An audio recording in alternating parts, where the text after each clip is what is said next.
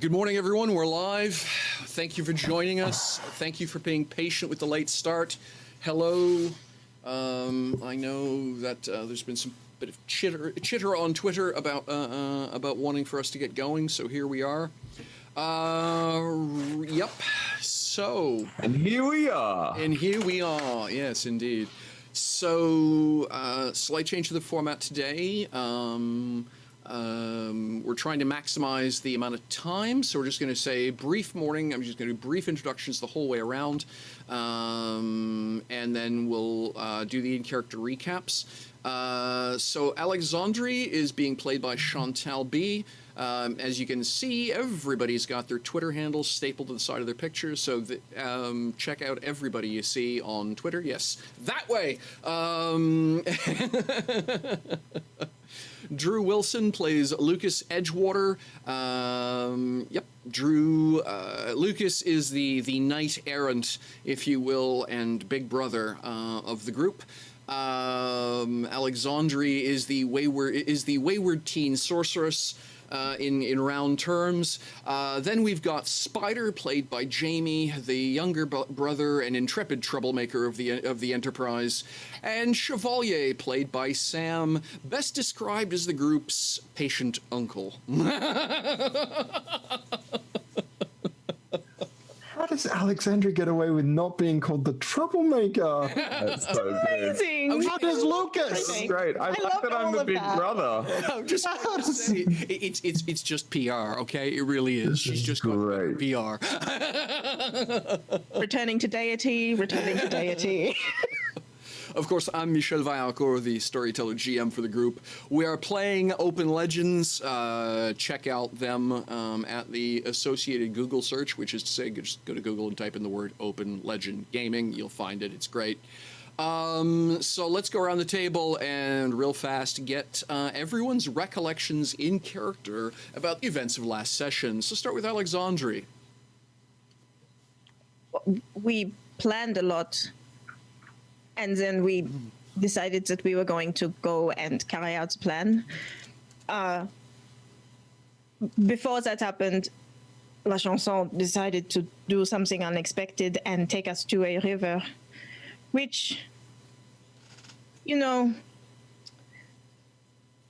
there are nicer places to go. So You don't say. maybe we could go to one of those in future. All the awkward. Yes. And now, well, after that, Spider got thrown around, and Lucas is scared of me. So, yes. Now I'm just crying outside of a manor house. Alexandre's new single available on Spotify. I was just thinking that. Are you playing the bard now? Just what?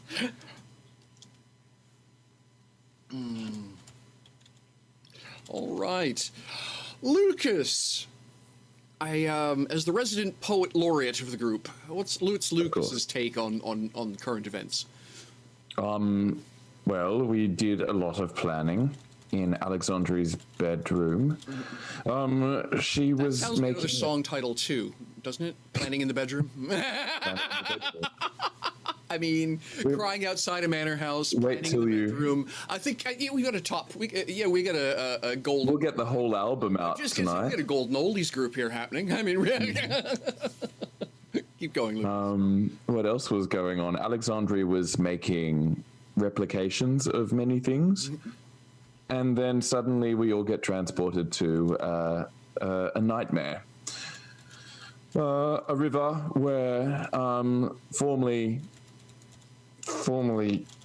I should say, imprinted in my brain of a tragic day. But everyone survived, which was great.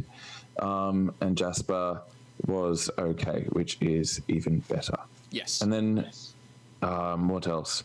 I wrote some, according to the plan of us going to this building, this place we're going to collect an urn, or Spider's going to go get the urn. We had to provide a distraction, so I decided to write some love letters in order to provide, well, enough reason for us to be there to accost the owner, the lord of the house, for writing these letters to a very forlorn and offended Lady Talia, played by Alexandre. Right then.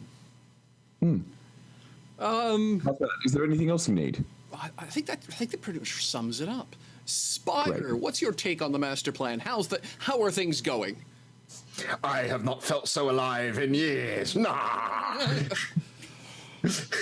That's a good summary, actually. I think that gets it right there. I'm standing upside down, carving a spider into a wall. How could it get any better than this? Yeah. It's been a while since you've had a chance to leave your calling card somewhere, hasn't it? That's it. Yeah, living nightmares aside, things are pretty good for me. All right. Yeah, fair enough. Awkward inconveniences as they are, right? Okay. Chevalier. Thoughts on the entire process which has led you to this moment? Once we had decided to take Equidian up on his offer to do this urn heist as a test, and we started to plan, it all seemed to go quite well overall. We were able to come up with what I believe is quite a good plan. Mm-hmm. Lucas, Alexandre, and myself would distract the guard for as long as possible, using a ruse of a jilted lover, or someone getting unwanted attention, keeping it unclear so that the guard could not, well, ideally would have to stay there confused while Jasper goes inside to steal the urn. And so far, I think it has been going quite well. Lucas having written these notes was surprising. It would have been nice to know in advance, but they seem to be working. Although he has now handed me this song that I'm supposed to now sing or read out. That doesn't seem quite well thought through, but I guess we will find out. Right then. Okay, so we're actually going to start off, because I just think that it needs to be a certain amount of gravitas delivered before Chevalier makes his singing debut. We're going to actually start out with Spider inside. That's me! Yeah, it is, absolutely. So here's a fancy question for you. How much of a piece of artwork are you going to try and make this carving? Is it Right then. Okay. So Is the white parts the bit that you carve, or the black parts the bit that you carve? I presume it's easier probably to carve the fine lines than to try and carve out all that section. Well, I that think. was Not actually what I asked. Well, yes, because if you're going to do the entire thing in relief, I was going to suggest you might be there for a while, and I might actually want some kind. No, I look. Depends what he's going for. If he's talking about the spider in the negative space, then Yeah. I, Jamie, as not a professional carver or whatever, it would be the simpler version. I'm not looking to be there for, hours upon hours. Just a couple of minutes to carve a loose 8-legged. Yeah, fair enough. No, it's just again with the arrogant. At the point, it was literally your arrogant thing. The question I had was if you were literally going to be such a brat as to do that in relief, because that's a minimum 5-minute job sort of thing. And I was just sort of thinking. Look, he's proud, but he's not stupid, and so I think it's about leaving the calling card, not about leaving, the most ornate version thereof. Fairly good then. All right. So. And I saw those faces you all made. With some trepidation, thus, I think we will shift them. So there's Spider very gently working with a sharp knife, working around the edges and producing this 30, 40 millimeter sized spider in the woodwork, leaving his calling card, as it were. So then we're going to pan back outside. As a reminder, you folks are in the Judiciary District. It's mid-evening. The party circuit will be starting right shortly soon for the city. So you're sort of in that in-between space where everyone's gone home for meals and naps, and then everyone's going to be taking to the street right shortly here to head over to the Gouverneurs District or down to the caravan docks or whatever for the evening's partying, because it's that month of the year. So I think this is an excellent time, given that background, to cut to Lucas reading poetry. Of course. Lucas has written a bunch of letters, but I've got here 4 of them. Off you go. Go ahead and read one. I reckon how many is a bunch? Wait, how many? What? I reckon he's written about 15 all up. But Alexandria can't cry for that long, so she'll stop somewhere in there. Actually, he's got a wad of paper, all of it handwritten. So well, he's not going to read them all. He's just going to choose select ones and just be like, "Here's one. Let me read this one to you." Jokingly say a baker's dozen, and apparently I was already wrong. So. So go ahead and read one of these sample letters, and this is the scene unfolding at the gate with this terribly patient and tortured poor dwarf on the other side of the gate, listening to you all very patiently going off, because he knows you're not coming over that wall, but at the same time he can't make you go away either. Right. Well, I'll just read them. Dearest Talia, this may come as a surprise, but I love you. Yes. You. All the affection I have laid upon your sister has been false. It is your heart I want. Will you take mine? Like a flower yearns for a bee, I open my heart for you to fly in and ravage my pollen. Take my sweet nectar and make love honey with me.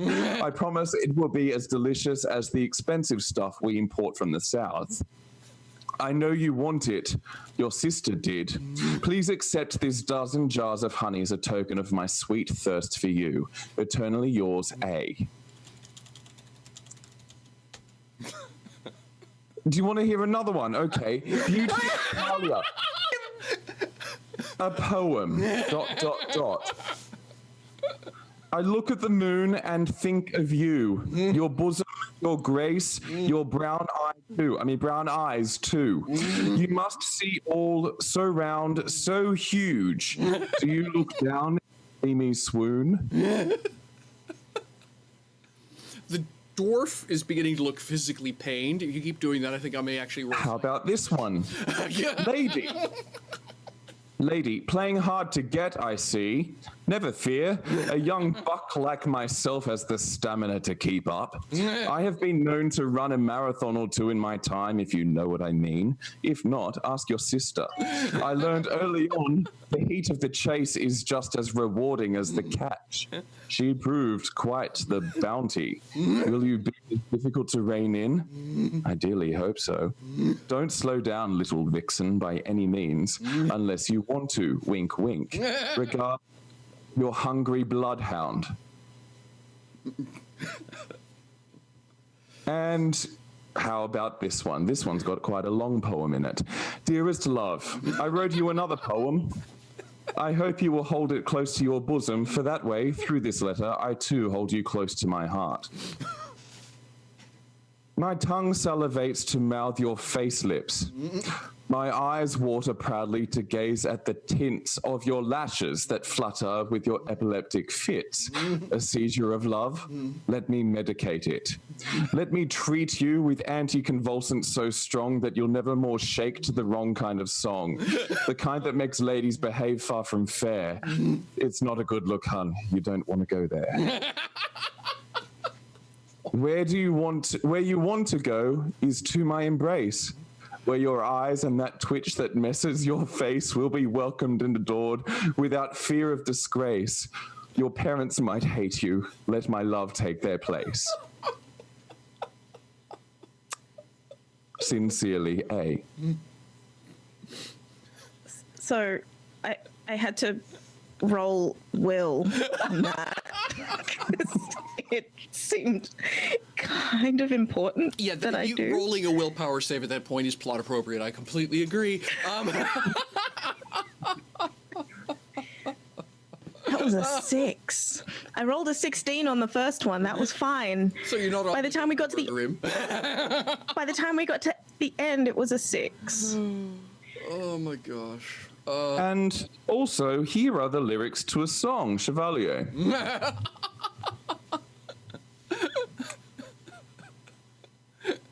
Now, hang on. Keep in mind, everyone, that Chevalier is about approximately 7 foot tall, slightly more, or around 2 meters, is about the size of a scaled-up Terminator droid as portrayed by Arnold Schwarzenegger, and wears a kabuki mask, so he's completely faceless. This is the song. This is your songsmith. Carry on, Chevalier.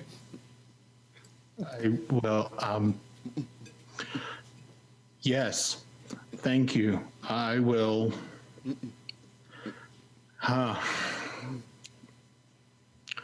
All right.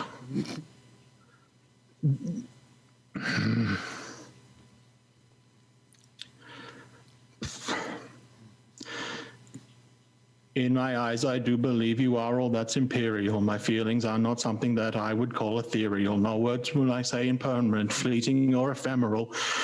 In truth, that I would go as far as say that they're perennial. Really, he used perennial. Okay. Your pose, your dress, your air of grace. They all look. Nope, I skipped ahead. I apologize. Even at a distance, I can see your gifts are liberal. Your pose, your dress, your air of grace, they all are quite amenable, but none compared to when I am able to look upon your face. I'm just going to read ahead because I'm a little concerned. Okay. At which point, all I can think about is when we will at last embrace. I mean, it's just. Okay. Oh, there's more. Your visage is the equal to of even my own handsomeness. It leads me to actions that could be called extravagance. Again, my feelings are not something I would call ethereal. In my eyes, I do believe you are all that's imperial. I'm not going to read more. It gets a little lewd. And I don't think anyone deserves that.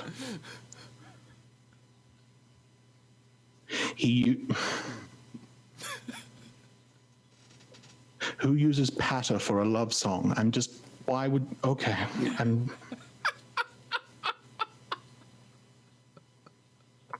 It feels like this was done quite rushed. I get the impression that your master, well, he had an idea, he wanted the song to fit rather than writing a song that fit. This is what we're talking about. The dwarf is looking at the lot of you like you've all collectively lost your minds. Just... What?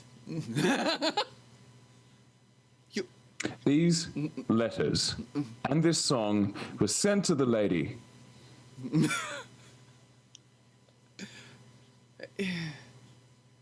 Your master is an awful poet. Apparently. Lucas? I'm so sorry, miss. I really, really am. What's your name again, please? Alexandre. Okay, Alexandre. I'll be sure to let him know you showed up and were suitably offended by his poetry. And honestly, I can't blame you. That's horrid stuff. So yeah, you lot run along. And I'll let him know. I suppose you're going to want to challenge him to a duel or something, yeah? Yes. You're going to want to challenge him to a duel, not him. No. He will fight. He'll fight. You'll cry. He'll stop singing. Yes. He'll fight. Yes. Yes. Excellent. Okay, so you lot run along. What time should he show up? Perhaps what kind of sunset time works tomorrow. for him?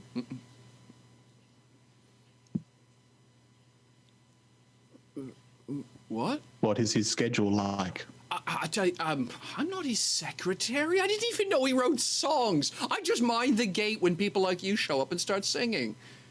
Sunset Does this tomorrow. happen a lot?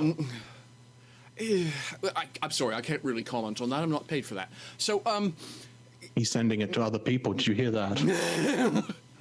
What a cad. okay. So tomorrow night at sunset, where?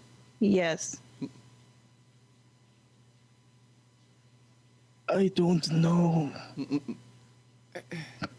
It's not much of a challenge, is it? If you don't know what's supposed to happen. Did you think this through? Right here. Okay, so you'll be back here tomorrow night at sunset. Yes. Okay. Yes. Okay, got it. I'm sure I can get that right.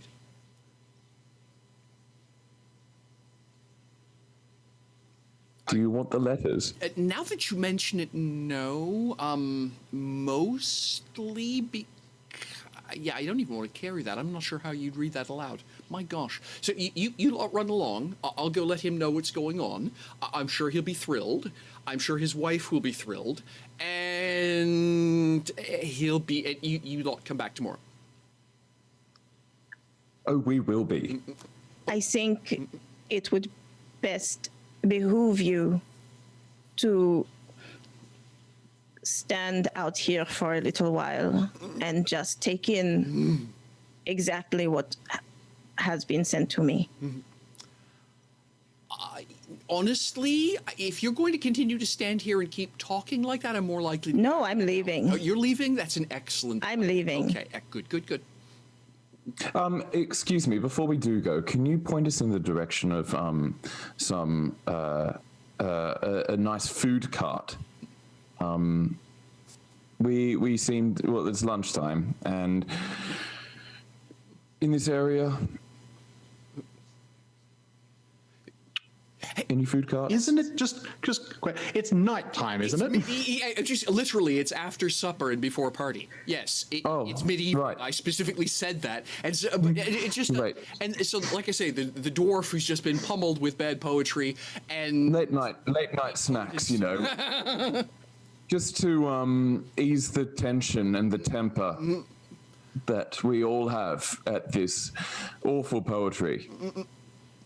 I can Awful. completely understand your circumstances. Yes, I'd be offended by that sort of culture too. So, I think if you head down the street and first right, there's a nice little bistro that a lot of folks I know around here. I don't. Down the first street or the second? First on the first right? street and on the right. Yes, you can't miss it. This street. Has to have been enough time for me to be out by now. And like just looking that way, I see a glimmer of spider running. I'm like, oh, I think it's that street. Okay, I can see it now. I am going to ask Spider to make one. Well, so here's the thing, right? The wall isn't turned off for me to get out. Right. So This the becomes- question is, do we believe this is the only guard on duty, in which case I'll just jump the wall? Oh, I mean, like, I'll climb the wall. Or I can climb up to the roof and fucking swan dive and probably, like, injure myself, but, you know. Oh, well, you see, that's just it. So I'm going to need essentially your deception, a perception roll and a deception roll. Yeah. Extricate yourself from the building because, as I say, it's middle of the evening, family of 7 plus housekeeper. I mean, if So it's like- get yourself in a position where we can see you, but like the guard doesn't, we can turn the wall off again. Yeah, that's a good point. So I should roll perception, you said? Yes, perception, and then if you... And then like a stealthy moving roll, right? Right. Yeah. Remind me what happens if I spend a legend point? That I just You gain... Advantage Oops.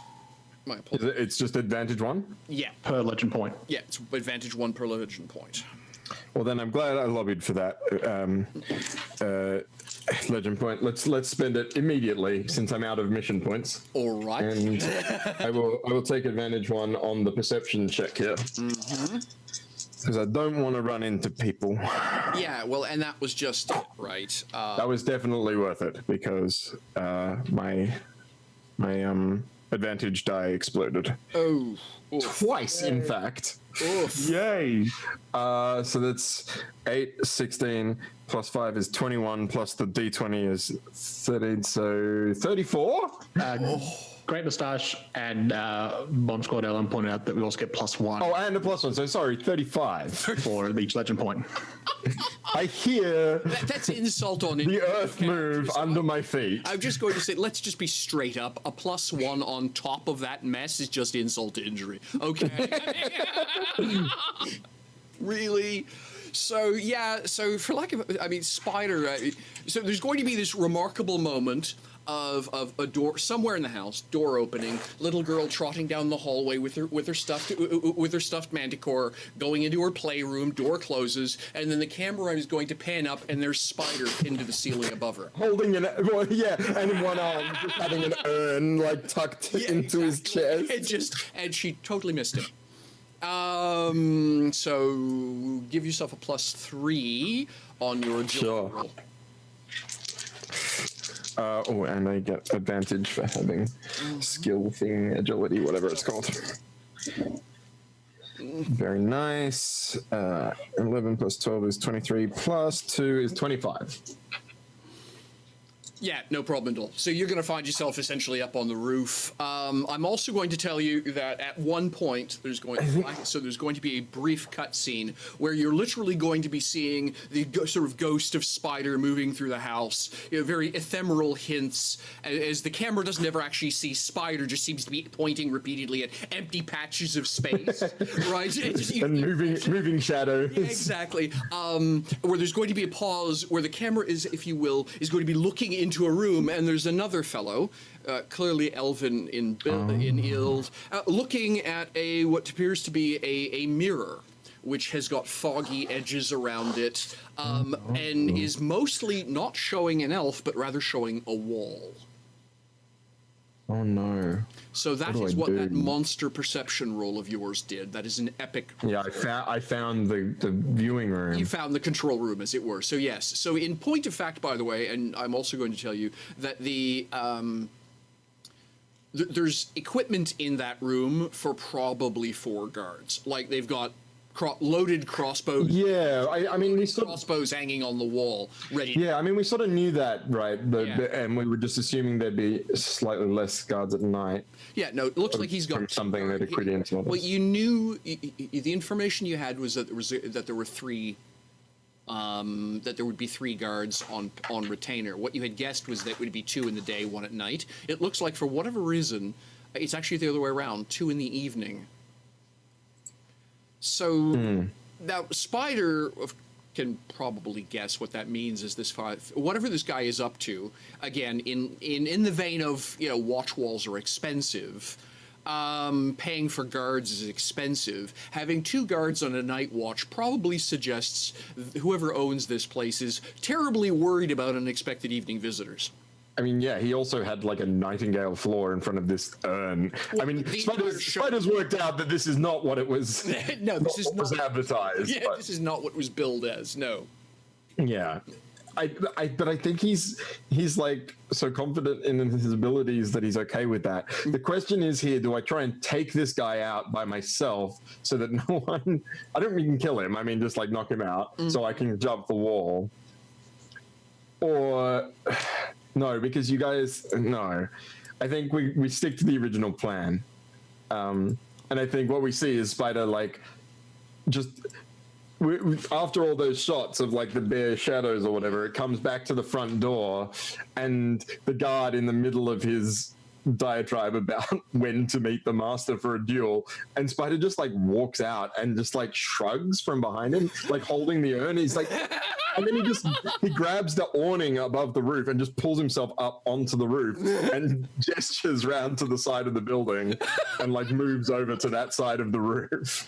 So literally you're going to, I mean, it's a bit of, it's maybe a 5-10 meter walk. So you'll see, him come out of the building, wave, hold the urn up, pull himself up onto the roof, and you're all looking at the guard, trying not to look at him behind, I suppose is the answer.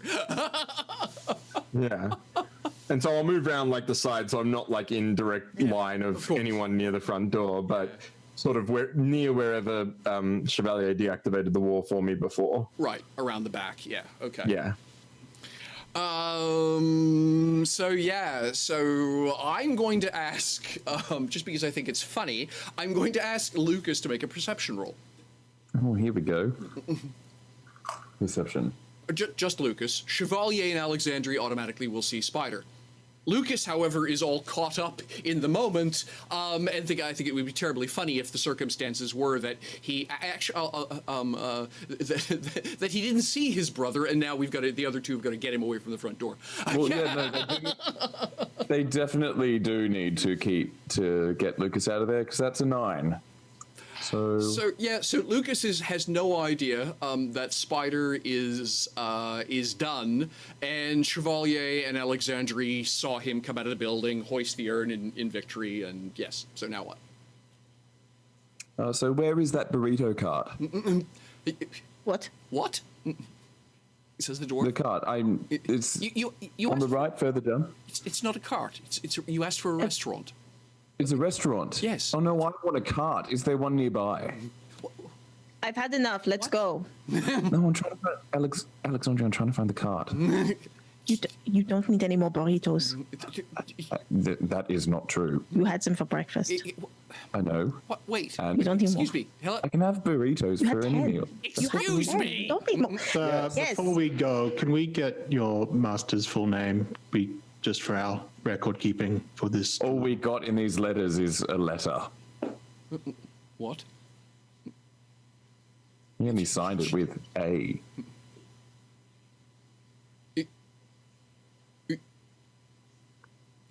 What was your master's full name? We don't have a surname. You don't have a surname. No. Yes. How did you get this address?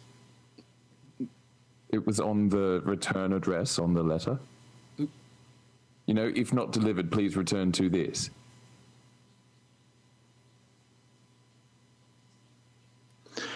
Yes, it told us that the address was Antonio. And I'm going to give name is Antonio. I'm going to It say does a little like. That's not even the person's name that lives here. That's just- I'm going to say, I want to say, yes, from the letters, we know that the address is, and I'm going to give an address, which is not this house. And there's going to be another. So he's going to proudly think he's got you all with deception and announce that his master's name is Antonio, and then Chevalier reads the wrong address. And there's going to be this ... moment.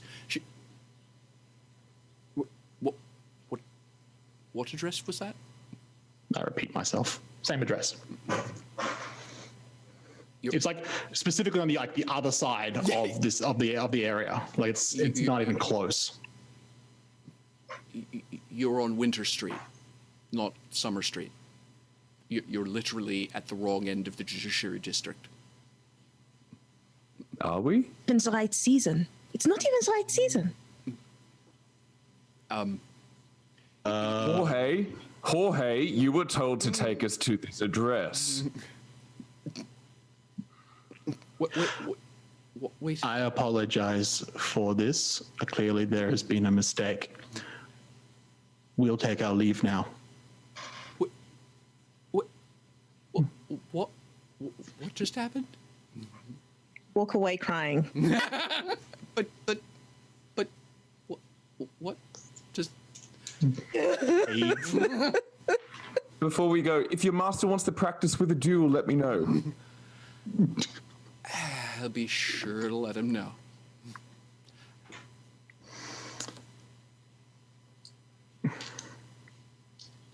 And we're going to cutscene. So now we're around the back of the building, with Spider patiently waiting for the wall to stop watching. Yeah, I'm just like standing on the roof, like juggling the urn backwards and forwards between my two. Yep. Yeah. Once the guards like. Yeah, he not there, I watches you guess. folks leave with an absolutely I need painkillers. Laudanum isn't going to cut this kind of expression. He's thinking about how much alcohol he has on hand and realizing it's not enough. I'm just like, And yeah, so he watches you folks leave, and once he's pretty sure you're not coming back, he eventually goes back in the house. yeah. Once he's gone back in, I'll deactivate. I'll attempt to deactivate. All right. So watch wall, power level 3.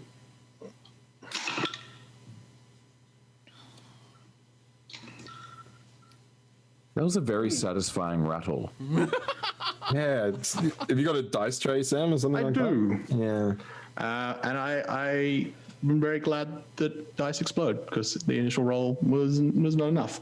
But I got 19, All right. And your target number would be for power level 3? 16. There you go.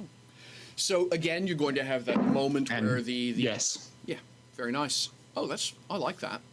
I keep thinking I want to get myself one of those. goes into Yeah, Oh, nice. very nice. So yeah, Chantel, I can see you thinking, I want one of them. I've been wanting a wormwood for a very long time. I'm sorry, fan moment here. Is that a wormwood? Is that actually a wormwood? it is, yeah. Wormwood. It's Of the U.S. wormwoods, yes. Very they did a thing a little while back where it was like they had a sale, but like the kit comes with like the dice vault, and it all just collapses into itself. nice, very trendy. All So right, I- Resident Dice Goblin is very happy right now. excellent. All right. Yeah, because this is currently the only game I have that I actually get to roll dice in. So I've been sort of wanting to. Well, no, because all the other games I do are all. It's in the era of CV19. We're using virtual tabletops and computer dice rollers and blah blah. So yeah, I've been. And the problem is, of course, is that I have between the production equipment here and the game equipment, I actually don't have a lot of space to be throwing a handful of dice into the air, unfortunately. So Dice Tower would be just aces. Yeah. All right. Stop bragging. Stop bragging. Well, So, all right. So you're going. whilst the dice goblin Yeah. rehabilitates, Exactly. I'm gonna climb over that wall. All right. So nope. Okay. That's. I mean, what you. I think you do. You Well, I wonder whether I need to. Yeah. Yeah, I mean, I didn't need to on the way in, but I wonder whether I do now that I'm holding an urn in one hand. I think for reasons of plot peril, I think it makes perfect sense that because obviously if you drop the urn, that's probably not a good outcome. So I think for reasons of plot peril and one-handedness, I think it makes perfect sense that you would roll just to see if the dice bite you more than anything else. You never know when the dice will betray you, huh? Oh wait, exploding is good. Exploding is good. Oof. Oh no, it's still only a 15. Only a 15. A 15 is still a heroic outcome. If I remember my nomenclature correctly. So, yeah, I'm going to say there's probably going to be a little bit of flailing at the top of the wall as you try not to, basically the job of hauling yourself over. But at the end of the day, I think you're going to be fine. So you'll be down amongst your friends, urn underarm, all is well. With suddenly an awful lot of yelling coming from the house, and you're not really sure why. I believe we should make a quick exit, friends.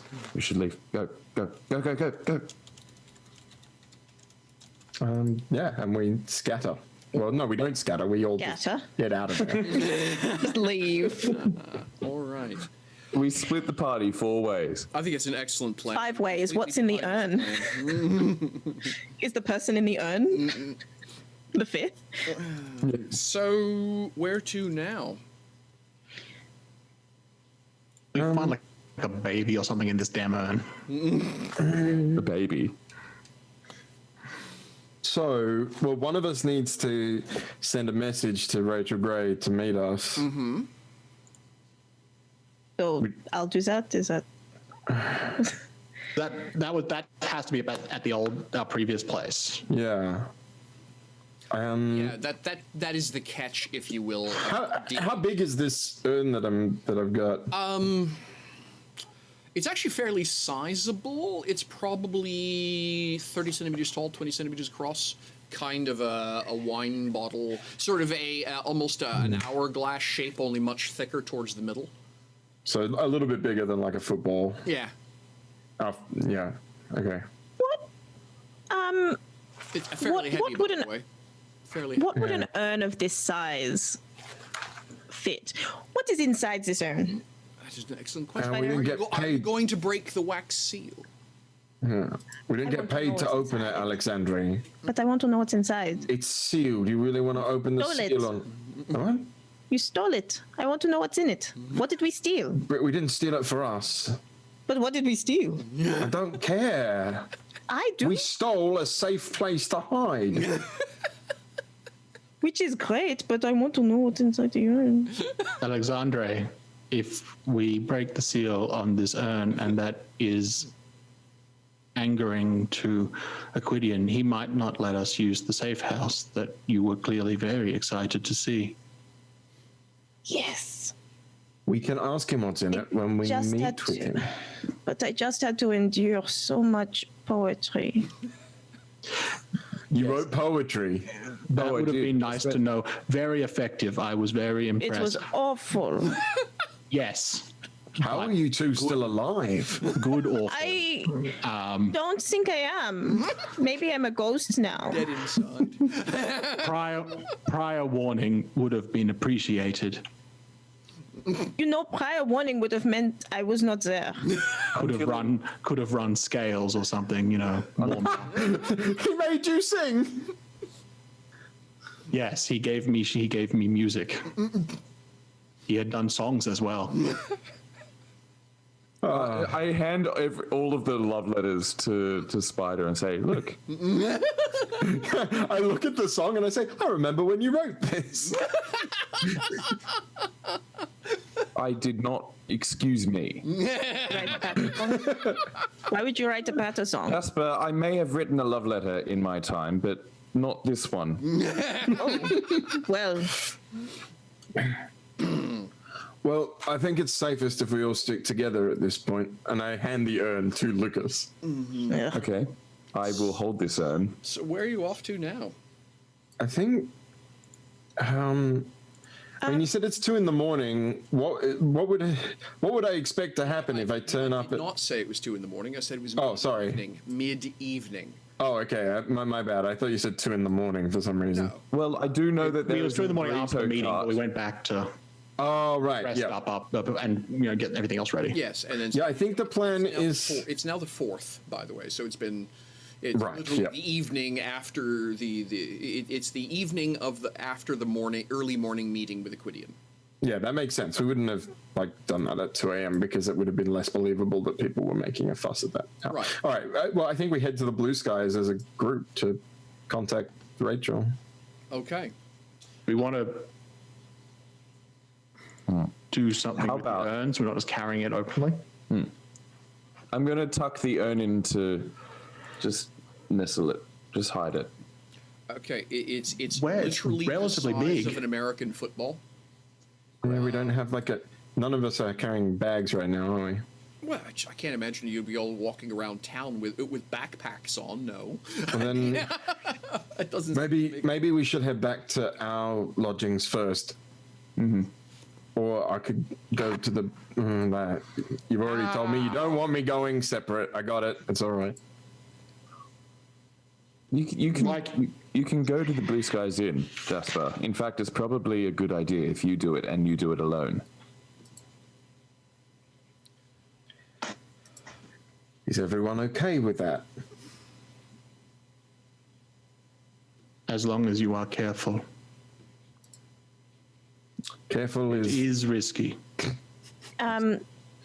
Before that Couldn't even happens, say it. Couldn't even say it. can is there a way to see whether or not this is magical? I don't know. Is there Yeah, any you- magic involved in this urn? Well, how would you suggest that you would be finding that out? How would you go about knowing that? Riffing on the idea of everything to Alexandria's music, or everything magical has some sort of music to do with it, I would want to touch it and see whether or not it has any kind of vibration. The best way of explaining it is that when you touch the urn, you hear the Imperial March theme playing. Oh no.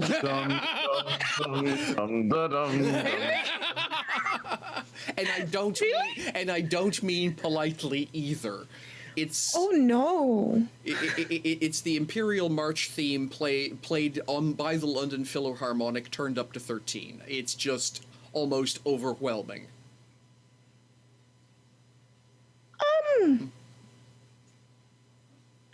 The timpanis are great, by the way. Oh my gosh, they did a great job with the timpanis. This urn sounds good, but maybe we shouldn't have it. What did you hear? Lots of music and it doesn't sound good. Okay. Well, maybe How can music sound not? I mean, like, you mean it was just bad? It sounds angry. like bad like my poetry or bad like. No, nothing is bad like your poetry. Okay. So more like bad, like our sister. Yes, It's a hell actually. of a frame of reference, isn't it? Bad like your poetry, Yes. bad like your sister. What? Bad like, definitely bad like your sister. I look at Jasper and it's like, that's pretty bad. I think actually that moment and that framing of that very somber face is where we're actually going to cut for a break. I need to. And then we will teleport you guys back to the. Over the break, you'll make your way back to the to the inn where you're all staying, and we can sort out how you're going to get word to Rachel. So, all right, folks, stay tuned. We'll be right back with more of the delightful, whatever this is, of Unlawful Disorder. So Variety. Chaos, Michelle. Chaos. oh, this is fantastic stuff. So we'll be right back after a couple of quick ads and a chance for me to refill my coffee mug. I can't stream without coffee. Be right back. Alrighty, ladies, gentlemen, and everybody else in the audience, thank you. Appreciate you letting us have a moment to refill our mugs and all the other happy stuff. So, about the thing that was just done. So now what's the thing you're gonna do? We're back at the inn, aren't we? Yes. The discussion was whether I'm going to the Blue Skies while you guys go back to. Is it the Winter Crystal? Is that where we're staying? Yeah. Yes. On opposite sides of town. Well, just going to say it's it's a couple of kilometers at least, and as I've commented, the nightlife in this city, particularly during the spring flood period, is ridiculous. It comparable to a good night to a good festival night in Shining Capital, quite honestly. Anybody who's going to be out on the street right shortly now. Interesting enough, by the way, your random historical piece of trivia for in Italian Renaissance Italy, it wasn't uncommon for everyone to get home from work, and then the jet set, as it were, to take a nap from about 4 o'clock until 8 o'clock in the evening, get up, have supper, and immediately go out and party until midnight. And that was just, if you were anybody, that's how sort of things ran, and that's sort of the pattern I'm following here for this. Great. Well, we do that. How about Jasper? You know this city. You've already scoped it out. Most. What's the safest way for us to get back to the crystal? Cool. Let me just have a look at the map.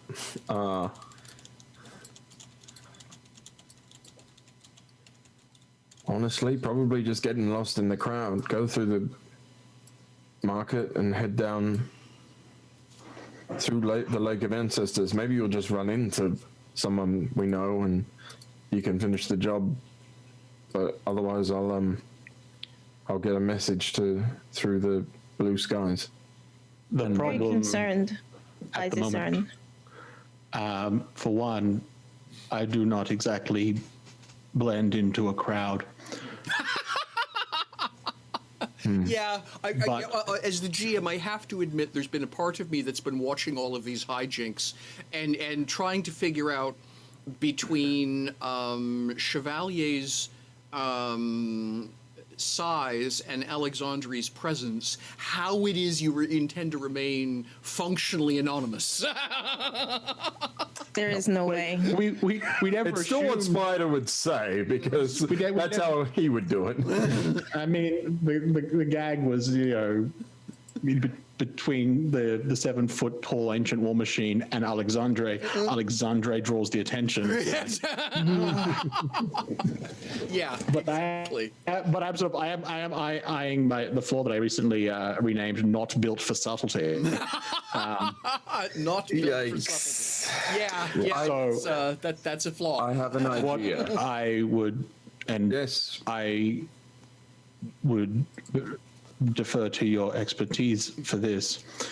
In terms of going to the blue sky, obviously at night with the crowds, there is more to blend in, but it also gives the people looking for us more of an opportunity to move about freely. During the day, while there are less people, the people after us would also be more visible. I am confident in my ability to get there and back without being spotted. I am not confident in your, like, as you say, to not be spotted. I do not think if we were doing this at night, I feel it would be easier for a smaller group, potentially even just yourself, if that was what you were comfortable with. I don't mind going Yeah. to give the message. I'm just worried about leaving you all alone. I feel like we are quite capable of taking care of anything that comes up. Should Yeah, be a well, problem. I mean, worst case, Alexandra can just drown them all in a river, I suppose.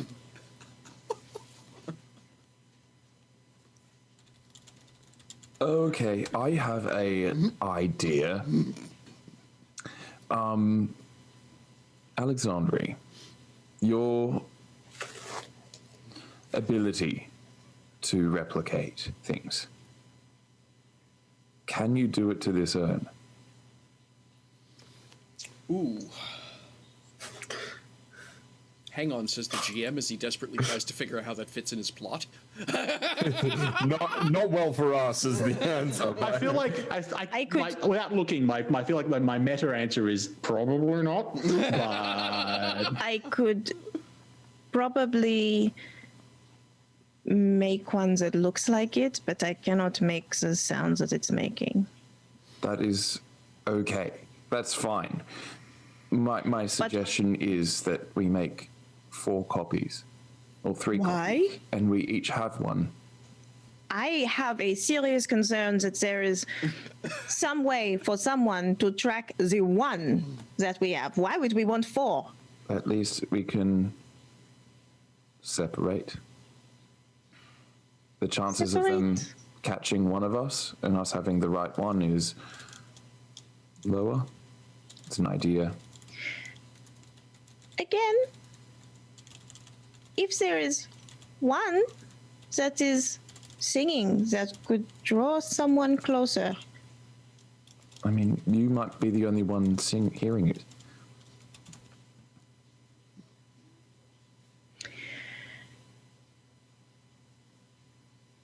It's an idea. It doesn't have to happen. It's fine. Honestly, not a bad idea, but I imagine it will take too much time for us to do now. I'm gonna Yes. go. about 30 minutes. Yeah, I could be there and back again in that time. So let's just. Okay. stay safe. Right, you too. Jasper. Stay safe.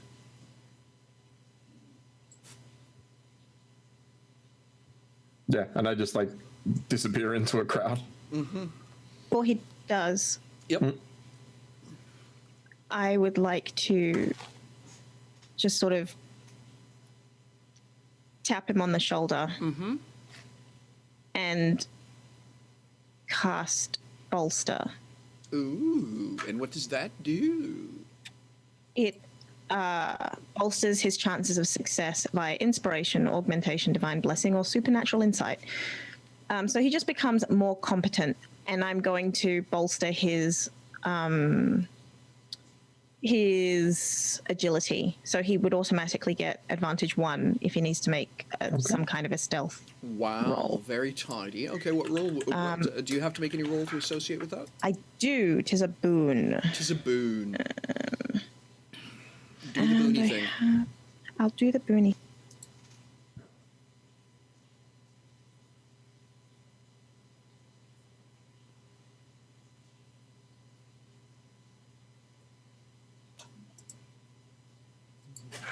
Five.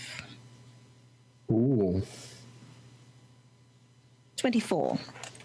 Wow. Okay. Yeah, there's.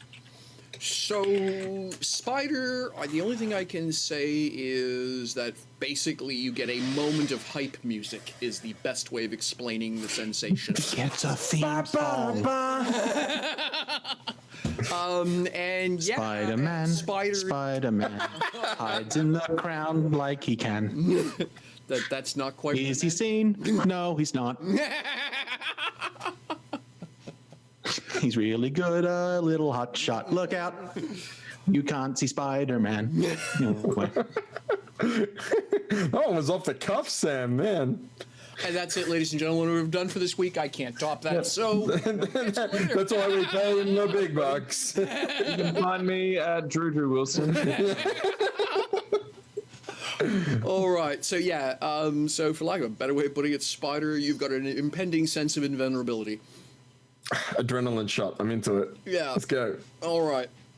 And yes, in point of fact, under the policy, if there's nothing to roll for, we don't roll. I am going to ask you to make a your in and out roll, as it were. For Oh, okay. Sure. yeah. So I need you to make a perception check when you basically it's the trip over is uneventful. You're just taking the high road or the low road as you please, moving practically like a ghost. But yeah, it's when you get there that I need you to make a roll. So perception. A perception roll followed by however you intend to come and go. Yeah. Basically, the question is, do you spot it, and does that imperil your second roll? Okay. Well, my perception was only a 13. And then I roll agility. Because I think I'm gonna do as I did before.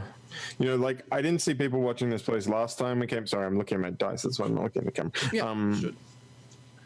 I didn't see people watching it before, but that doesn't mean they wouldn't be now, even if I can't spot them. So I'm gonna do the same thing I did before and try and go in through the high road, through an open window or something, Yeah, and makes sense.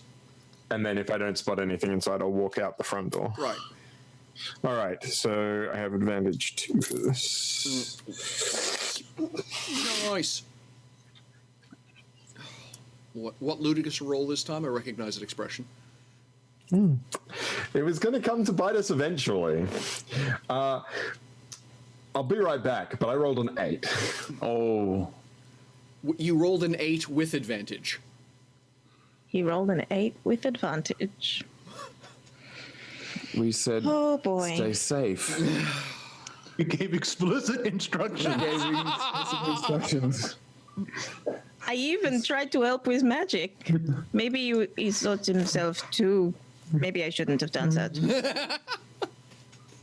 The one Through the time front we let door. him go off on his own. 8 with advantage. I cannot begin to understand with okay, so he had advantage 2. So that means he's rolling. Ones and twos. 46. Take the highest 2. And a d20. That's pretty spectacular. D20, yeah, all right. D20 and 4d6 and came up with an 8. Holding the urn. I'm just going to say, have- I'm just going to say, walking in with the urn balanced on his head, and everyone's looking at him, going, "What's that music?" That's Why that's is- the why only is- thing I got for that. Why is there boss music playing? Oh no. And why is there a stash of healing potions right by the door? That's for these chest high walls. So I just want to make sure I heard you right there, Jamie. You told me that on 4d6 and a d20 you managed a total of 8. Surely we cut away to the other characters. We just No, continue we to talk about just you. riffed on how that was doing it. That entire time. Kind of I'm just sorry, left my us with cat that. was literally yowling outside my door. Even if you guys couldn't hear it, it Yeah, was that- very distracting. Yeah, I I had to imagine. feed. But just sorry, the moment where you just walk off the screen and so the rest of us are going, Yes, what you are correct. sorry. By what? On the D20, I rolled a 2, and the highest I rolled on 4d6 was a 3, and so it was a grand total of 8. That's there's harsh and then there's that roll. Okay. So all right, and that's for you coming and going unseen. So I'm going to say Yeah. that you juggling the urn as you moonwalk in the door of the place. I don't have the urn. I gave it to Lucas. Yeah, okay. Lucas has the urn. Fair enough. But you know, you strolling in and yo barkeep, call Rachel or whatever that disaster of a roll amounts to. Just that doesn't. Well, I think it's just that, like if I had walked in, I think I might have been better than what happens, which is that I go It's for the gotta be window, like probably you tried to break get a in- pane, hurt my elbow, shout in the. Yeah, it's just like everything that could go wrong, right? Tried to go in through some stealthy thing, but ended up creating. Yeah, I think. Yeah, there was someone in the room that I came into, and Yeah, they, I think the only reason they didn't chase you out was they were in the process of taking a bath or something. So it's spider rolling through some. It dives in a window and there's some buff chap in a bathtub going. Wrong window, reaching for the broadsword beside the spider back out the window, down through another window, back inside. Yeah, like you try 3 windows, and each time you get the same person. Not quite that bad, but so I'm going to say, unfortunately, yeah, I'm pretty sure that it's been. You've been seen. I think you've been seen. I think that's what that roll Yeah. means. However, you are able to get to. I'll actually ask you to make a perception check while you're chatting with the bartender. Actually. oh, that's very generous of you. I'm happy to let my 13 ride. I think it's Oh, no, appropriate. It's for a different. It's the 13 Okay. is basically to find out if you were able to. The initial setup about is this place being scoped, blah blah. What I'm actually getting into is to check to see if there are essentially if you realize the ramifications. Well, in this case, it's a 15. A 15. All right, that's Very easy. slightly better. So, do you remember in one of the latest Star Wars movies, there's that moment where Rey is climbing up and in the background, and oh gosh, I can't remember his name. The black character is talking to Han Solo, and they're trying to have a serious conversation, and Han Solo keeps doing this. That's pretty much the moment between you and the bartender.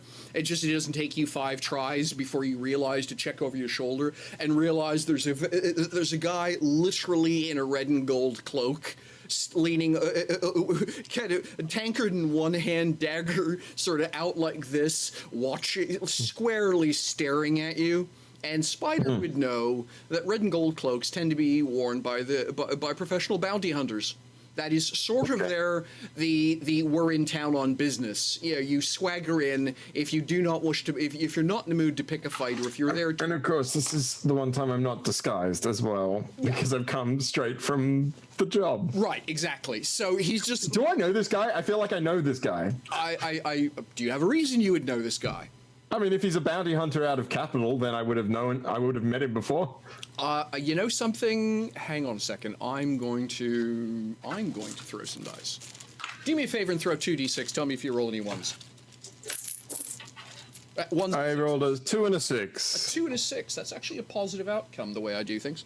So I'm an old school Champions player, for those of you who do not know.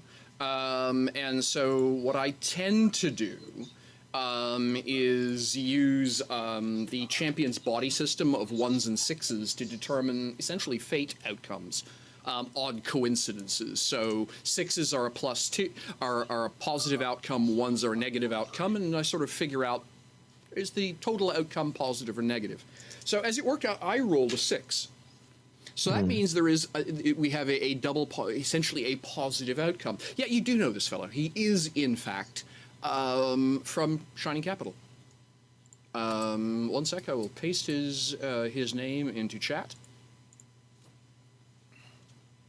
Which chat? There's so many now. The Twitter chat, Twitch chat. Okay. How do I pronounce that before I get it wrong? Tross. Tross. Okay. Shatterstone is a nickname. He's got, as in, has a punch that will shatter stone. Yep, that makes sense. Yeah, I like look at him. I look back at the bartender and I say, "Get that message to Rachel if you can," and then I just walk over to Tross. And the look on Drew's face. You're doing what? Okay. This is what it's like, Drew. This is some of your medicine, man. So no longer can I be told that I am the one, the risk taker here. So You're not there. No, apparently it runs in the I have a good relationship with this guy. I just rolled dice for it. You have a relationship with A him. relationship. You know him. Yeah. Okay. I was just going to say it's 50-50 odds whether or not you know his nickname directly. So as you start walking over to him, he actually very deliberately sets the knife on the table ahead of him, waves at a serving boy going by, points at the chair beside, and when you get there, there's going to be a tankard of ale waiting for you when you arrive, and he's going to be sipping at his mug. I sit, but I do not drink.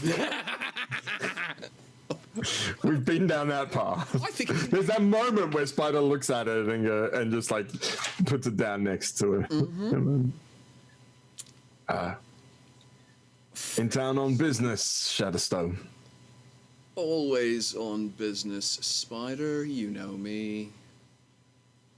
What brings you back here? I figured when the rest of the gang suggested I stake this place out, I told them they'll never go back there. They're just not that stupid. It's a long story, but some people are very difficult to contact outside of very specific locations. Passing messages via the bartender, huh? An oldie but a goodie. Oh, isn't it though? So, I tell you what, roll me 2 more d6, tell me if you come up with 6s and 1s. Does this guy have a reason to like you? It was a 3 and a 5, so no. I rolled both a 6 and a 1, which is a neutral outcome. Okay. So yeah, I mean, freak show here, right? So he looks at you and says, so if it wasn't for the fact I really like the ale here, it's probably about the only reason you're going to walk out the door, just so we're clear. That's understandable. Would you be able to do me a favor before whatever goes down? I'm not sure why I'd want to do you a favor unless there's something you can do to even the table up. We are at best adversaries right now, right? What did they say that I did? Annoyed someone enough to make you worth money. Just one of those, eh? No details kind of job? He laughs. Pauses for a moment. Actually, and he's going to rummage through his backpack. Oh, sorry, not backpack, but essentially a hip bag, right? And he's going to take out a folded piece of paper and drop it on the table in front of you. The ale's really good. You'll want to drink up, particularly when you're reading that. Yeah, I look at the ale again, but then I like open it one-handed, keeping an eye on him. So it is straight up the wanted poster. It is. Yeah. Like there's literally a piece where you can see it was ripped off of whatever board it was harpooned to. And all it says is like crimes against the Confederacy or something, right? It's been a while since I saw it. Yeah, hang on a sec. I've actually got it on the World Anvil site. Let me find it. Just straight up. In fact, and I'll point this out to you again. It's probably the most, I don't know, awkward thing about it is that it's just no information. The Confederacy is incredibly precise about why they want people apprehended. Usually part of the law and enforcement is this mentality of a good character assassination as part of the prosecution, and so usually you expect this litany of crimes, detail. The fact that it fits on one piece of paper is kind of a what. For lack of a better word. And it only details the three of us, right? Me, Alexandri, and Lucas, and then it says and all possessions of. Well, it's and property. Yeah, I just put it into chat. Yeah. Oh, okay. Here we go. Yeah, wanted for crimes against the Confederacy for immediate arrest, trial, and incarceration. Ingrid Lucas Edgewater, Alexandre Donadieu, and property Jasper Kilcare. A lawful reward of 180 gold marks are offered. Interesting. Okay. Now, just for perspective, 180 marks would basically keep a five-person squad living a good life for 3 months at an inn like this. Yeah, so it's above our wealth level right now, certainly. Someone has thrown a ridiculous amount of money at the. The Confederacy has thrown a ridiculous amount of money at your apprehension. But as I say, what's baffling about this is that crimes against the Confederacy is the same thing as made toast on a Tuesday. I mean, what that means nothing. Yeah. But not to a bounty hunter who wants to make money. All they care is that the Confederacy's got a poster out. And there's 180 gold marks on the bottom of it. That is the bottom line. Yeah, and so I look up at him and I say, I really didn't know what trouble I was getting into, stealing those lovebirds out of the city. You see, the thing is, Shadowstone, and I jam my finger in the middle of the piece of paper where it says and property, and I say, these people don't care about me, and they don't care about them noble brats, I'll tell you what. But she stole something, I reckon. As soon as I heard about this, and he shakes the piece of paper, he said, I've been waiting for an opportunity to run into someone just like you, someone with a friendly face. And am I a friendly face, he says. Yeah, he holds up a finger. Keep in mind, Spotter, before you talk too much. You and I have been playing this game at different tables for a long, long time. No. Friendly enough to maybe want 180 gold marks rather than my neck in a noose. I'm listening. I can take you to where the others are holed up. You and whoever you're with. Tell you what. How about we go one better? Because you and I both know that arrows aren't the only way to kill somebody, right? So how about you give me an address and just don't be there for the next 2 hours? If it all works out, meet me back here. I'll cut you in on a share. Out of my pocket, just out of my own personal gratitude. I know my teammates would be terribly happy, and I don't have to have seen anything. And that way, I don't even have to tell anybody else how it is we found out. It's just you can just vanish, go back to doing whatever it is you want to do. That's an even favor, don't you think? Can I make a perception check to see if this guy's for real about it? Yeah, sure. Go ahead. It's going to be an opposed roll. Yeah. So because I don't know whether he's lying or not. So yeah, exactly. And so, what do you think? It's going to be a deception roll, quite obviously. Yeah, perception says sense ulterior motives, catch a gut feeling. I feel like it's in that sort of area. Yeah. Yeah. So he's gonna. So D8. Not a great roll for him. A 9. Would you believe you tied with him? Oh wow! Of course. So, but interestingly enough, it's meet or beat is the way Open Legend works. So a 9 and on a 9 on a 9 means you actually have. He's the best way I can put it. I'm going to say because both of you rolled so badly. Ultimately, I'm going to say he seems mostly sincere. I mean, there's sort of that spider, of course. There's an element of you can't really trust anybody eventually, but at this point he seems mostly sincere. Yeah. I definitely I'm not telling the truth. I hope that my other players know this too. Spider's not going to do this thing. But the problem is, he's given me an offer where if he said that what I'd do is give them an address, I'd walk out the door and disappear, but he'd know that, and that feels like a trap. And so I got to work out what the next step from there is.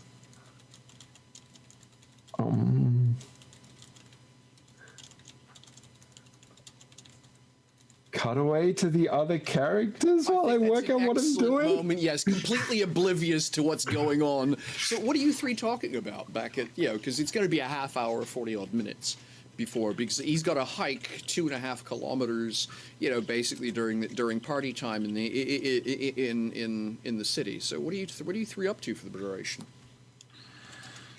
Alexandri is staring down that urn. It seems to be. Lucas is like trying to hide it as much as he can. It is singing at me. Stop listening. It's very loud. Then cover your Interestingly enough, ears. actually, Alexandri, for lack of a better way of putting it, if you don't pay attention to it, it ignores you. It's when you start focusing on it in any capacity whatsoever that you start hearing that unhappy music. Ominous, we might call it. Ominous music. So if you just ignore it, it goes away. I wonder if they're walking in time with it.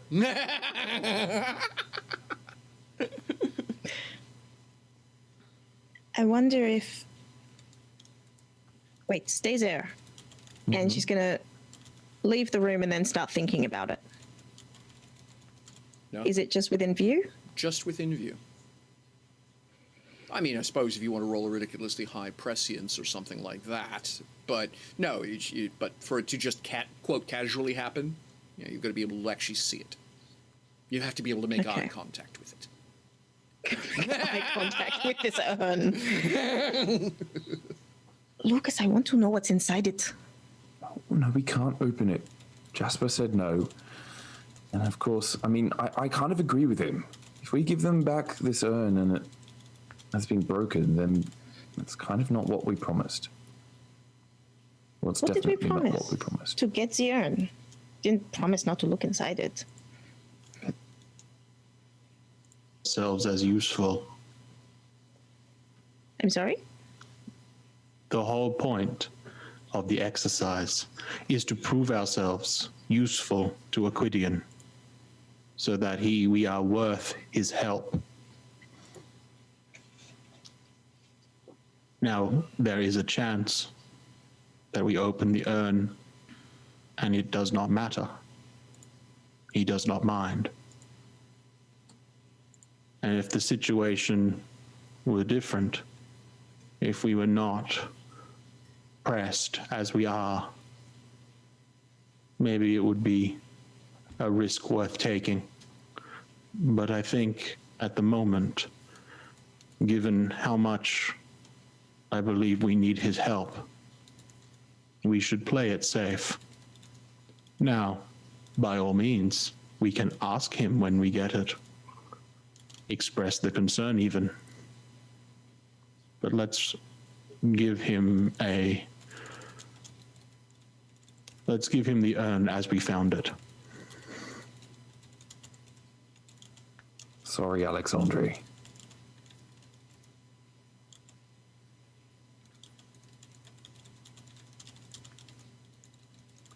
But maybe we can always, when we do hand it over, we can ask.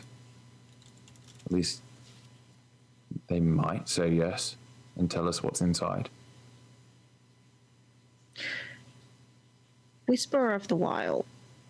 I was wondering if you were going to do that. The difficulty is like the yes/no question. Yes, the issue is the quality of the question. Okay. Quality of What the is answer. inside the urn? Yes. How could yes be inside the urn? Yes. No. Quality awkward.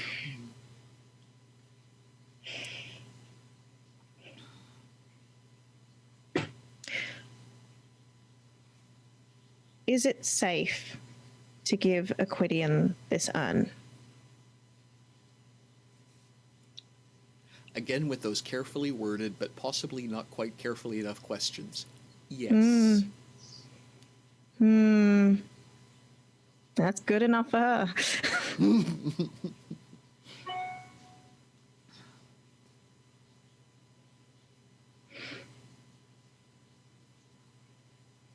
I don't trust it. Well, maybe Don't we trust can- much of it. Sorry, you go. I interrupted. No, I was going to say maybe you can learn to. What? Well, trust can be built, can't it? Well, I don't know what's inside it. Well, if it doesn't hurt you, then surely it can be trusted. But the music that's in it isn't good. Well, maybe we just... Who's got a bag? Let's wrap it up. Let's hide it. Let's put it in the corner Put a bag where over we his don't head need and to call see it it. safe? What? That's. Then it is just an unsafe thing in a bag.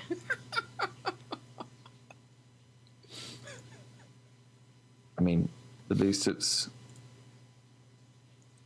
not right in front of us.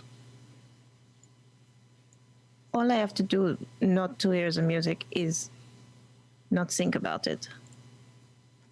Great, then don't ever think about the urn. Because that's going to Do you understand what happens when you say don't think about something? No, usually if I say Don't think about about your underwear. it. Okay, What are you thinking about? the urn. What?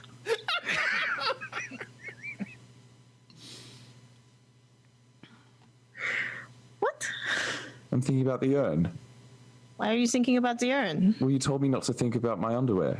Well, you're thinking about your underwear now. No, I'm thinking about the urn. You're thinking about your underwear, and you're trying not to think about your underwear by thinking about the urn. Can you hear the music? Michelle, can I hear the music? Well, there's a fancy question, isn't it? I think I'm actually going to ask you to make an entropy roll. And that's probably... Entropy? I think it's probably a giveaway. But anyway, yes, go ahead and make an entropy roll. I believe for Lucas, that's a flat D20, but strange to say. It is. There's definitely Things have come nothing. at a flat D20s in the past.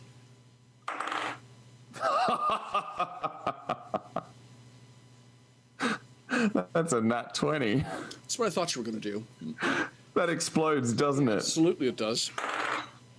That's a 35. It's so classic Lucas. It's amazing. That's Lucas down to the ground. I was just going to Wow. wow. So, for lack of a better way of putting it, as soon as Alexandre asks you, it's sort of like Lucas had left the radio off. And so just mentally, okay, well, let me find out. Mentally, turn the radio on, wiggle the knob, and Yes, you can hear it. It's distant. It's like you're listening, like I tell you, it's the Imperial March as played by the London Philharmonic. It's just that they're in the building next door and the window's open.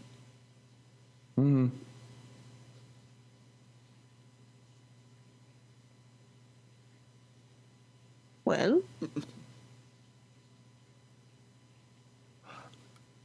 Does it sound like this? Bum, bum, bum, bum, ba bum, bum, ba bum. yes.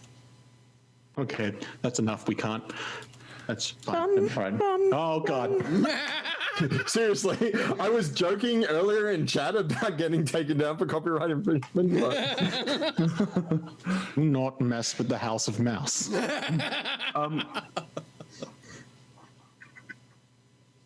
Yeah, that does sound ominous. Yes.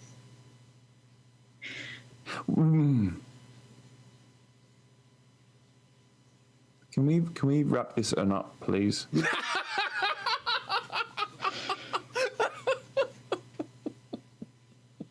Why can you? I want to think about my underwear. Tragic moment where all he can think about is the urn.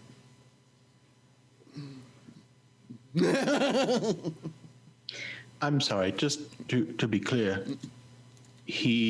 what he just described, he is hearing. That was correct.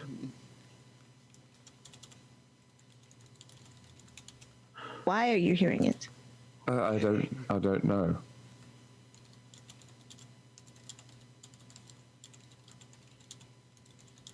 That sounds nothing like when you use No, the song. no.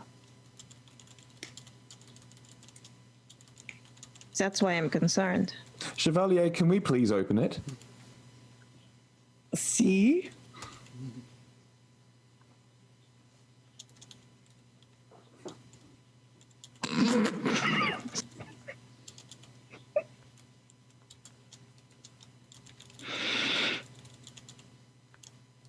Talia, please. Please?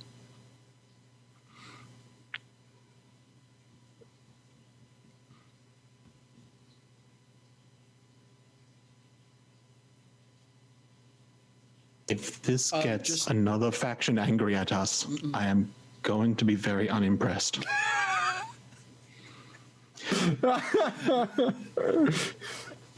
Both of you.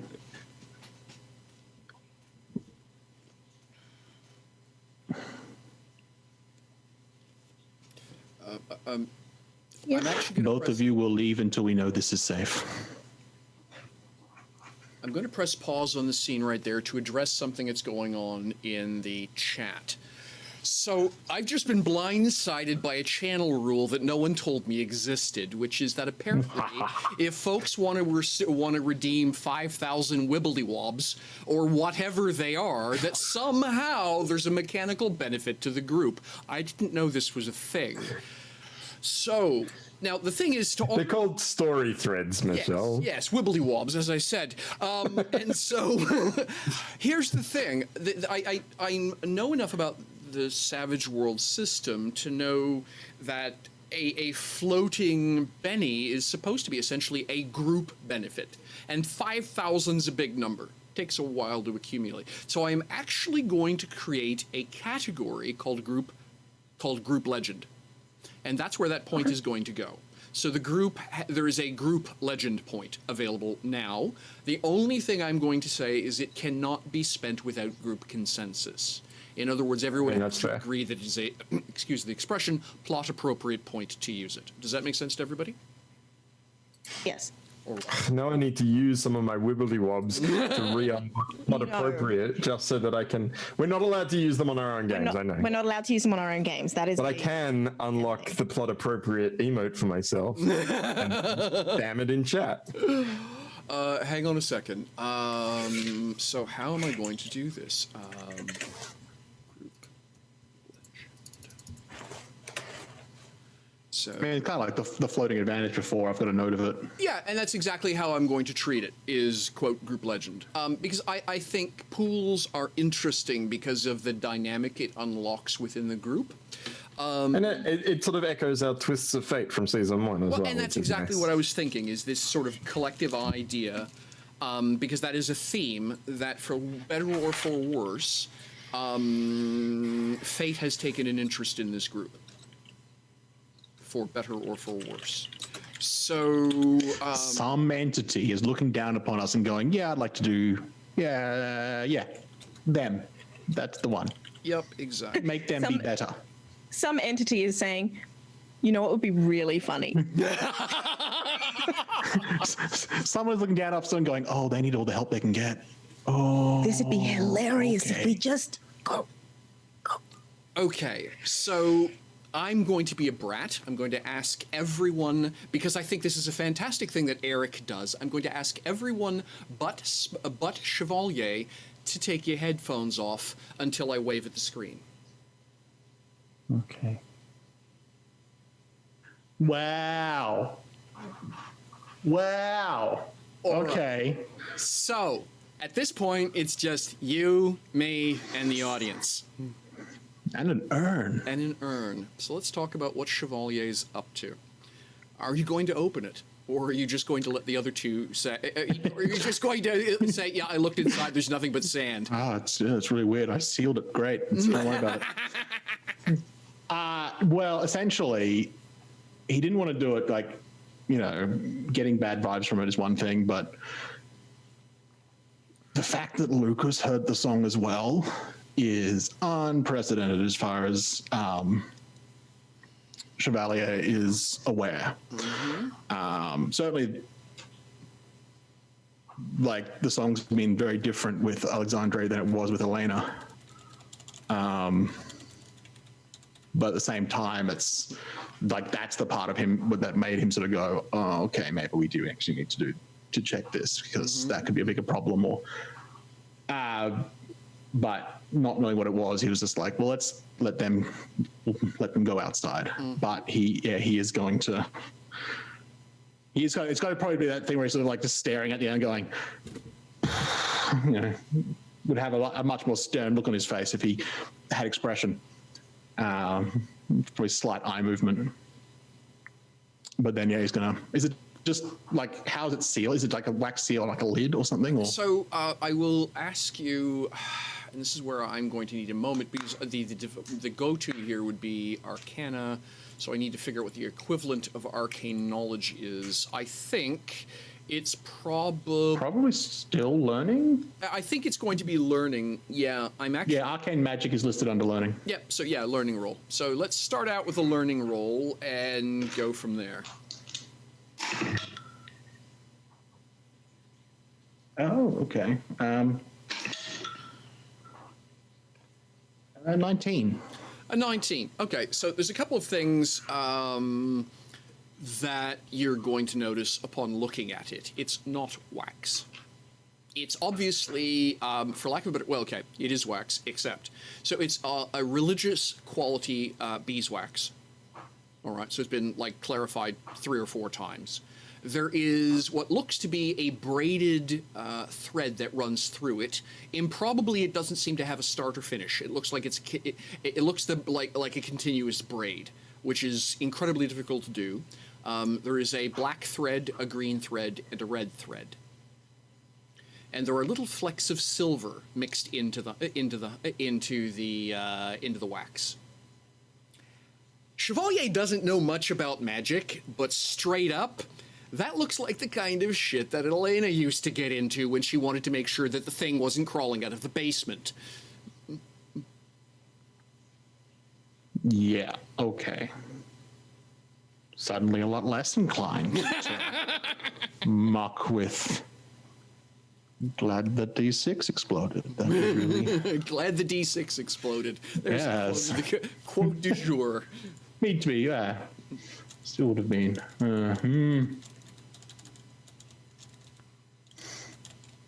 Yeah, he probably sort of when he sort of picks it up and his hand sort of hovering over and then notices all this, and he's just sort of staring at it a bit more and tries to examine it a bit closer. Is there anything like on, except apart from the seal, is there anything else on the urn, or is it just like this It's a plain beautifully looking? decorated. It's a beautifully decorated piece of ceramic. Definitely not human in construction. Your guess is, I mean, I don't know how much you know about the Ebon Elves, but ultimately the color palettes based on the skin colors you've seen, the eye colors you've seen, the hair colors you've seen, I think he could probably think it might be Ebon Elf. Definitely, it's definitely not Confederacy. Let's just start with that. Yeah. You're not even sure that it's human in terms of the way it's sculpted. It's a deep glaze coating over it. It's basically a piano finish in terms of the quality of the glaze. It's a gorgeous objet d'art. Yeah, I'm immediately rethinking opening it, and I'm going to just think better of that action. Because my feeling at this point is whatever is giving that uncomfortableness to the other two is not the urn, it is the contents. And if it's gone to this, if that kind of effort has gone into sealing it, we're going to leave it like that. I'm going to assume whoever did that knew what they were doing. You think possibly someone had some sagesse in this, eh? I mean, it would have been nice to some kind of indication, but at the same time, then people would know. And Yes, yeah. you never ever paint the big red button. Yeah, don't make it interesting. Yeah, don't paint the big red button red, and don't ever put the sign "Do not touch" on it. I mean, that's just the rules. But I think I will, go bring the others back in.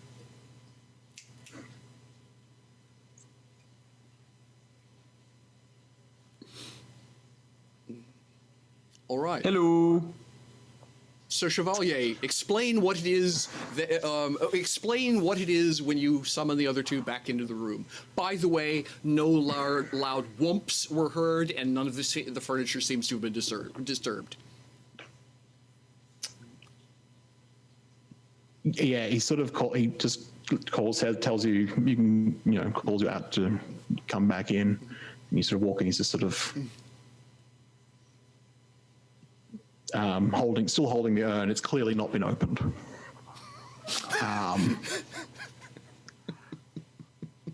Upon closer inspection, I am starting to think that whatever is producing this uncomfortable music is not the urn itself, but is instead the contents of the urn. Whoever sealed this urn put a great deal of effort into making sure it stayed sealed. Is there a tiny orchestra in there? No. I'm going to go with no. Think of the music as metaphor, perhaps.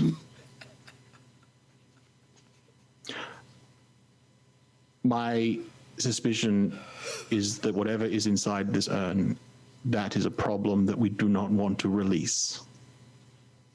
It seems like it was kept inside for a reason. Cannot hear what you're saying. Why are we giving it to a Quidian?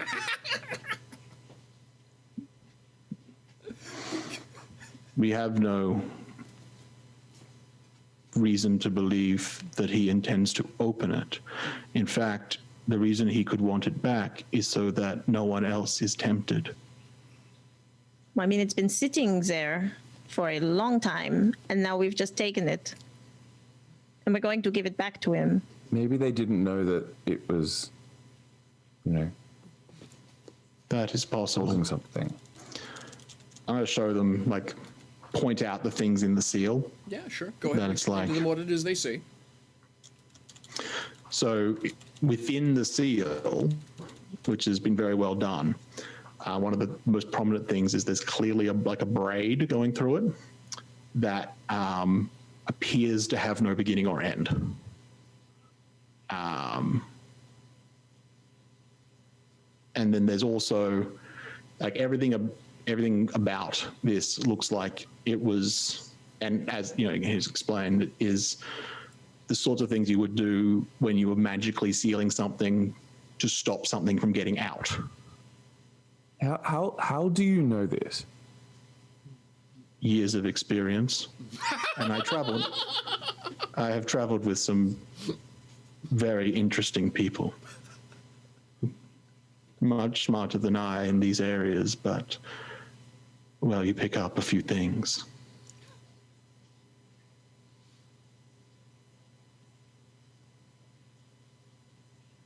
Did Grommer see something like this? Elena has helped make something like this.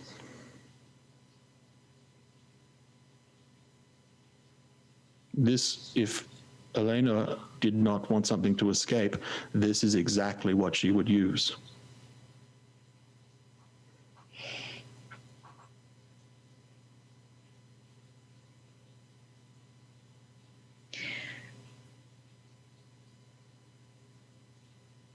I still want to open it. I think that's an excellent moment to cut back to Spider.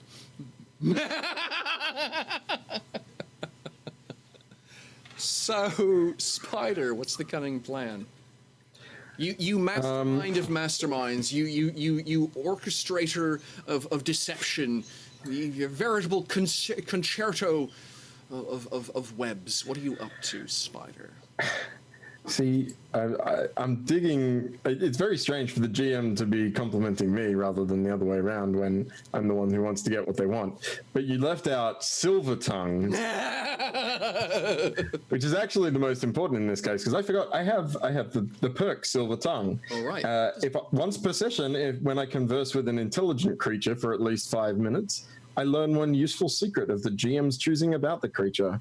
Now, I don't know how intelligent our friend Stone Smasher is, but he qualifies enough to be worrying you. How about that? that's it. So I would love to know a useful secret about Truss.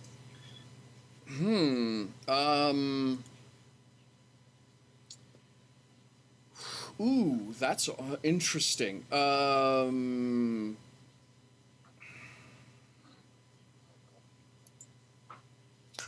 Hang on a sec. I need to think about that, because there are actually two background items that sort of rule this character. I think the one that you would probably, because for lack of it's the don't think about a blue pony. Well, automatically you sort of wander that way. So just the process of why is he even here? Why would he have traveled all this way? I think it's probably of the most relevant. In his own way, Truss isn't that dissimilar from Lucas. Desperately wants to be the hero of the story. And so he's in... Yes, you feel called out. You're welcome. And so it's why would he be the one staking out the one place that you guys would never go? Because if it happens, he looks that much cooler, for lack of a better way of putting it. Right. Yeah, okay. He's the one always desperately trying to convince his teammates, if you will, that he's got the chops and he's the hero of the story. And so that's it. Yeah, that works. Okay, so I say to him, listen, Truss. Fact of the matter is, I could give you the address, I could walk out of here, I could disappear, I don't need the cut. But I don't like bloodshed. And that kid and the girl's bodyguard, they're dangerous. And you and your team, you wouldn't come out of it unbloodied, though I think you'd captured a lot of them. If you do cut me in, I'll walk you right up to the place. I'll convince them to come out. They won't even know that you're there. How much better does it look if you return to capital with everything they want, save a little arachnid, and all of your team unharmed? I will require you can decide whether or not it's going to be deception or persuasion, but that I think. Oh, it's definitely deception. Yeah, well, I think that's a. And I think I'm actually going to give you advantage 1 because you are playing to the character's weakness, if you will. Lovely. That's very reasonable of you. Roll well. He nat 20'd. I didn't roll badly, mate. I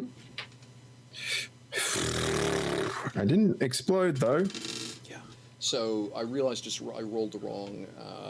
So I rolled the wrong attribute dice. So that's a re-roll. So he's sitting at a 22. Where are you at? 27. Okay, you may get away with this. Let me re-roll that 20 and see where it happens. A 12. Yeah. So he looks at you, says, I think it's an excellent plan. Let's, I'll tell you what, you wait here. I'll go get my mates. We'll walk, and you can walk us right over. I know where, the problem is they're all over the damn city. It's just going to be quicker for me to move.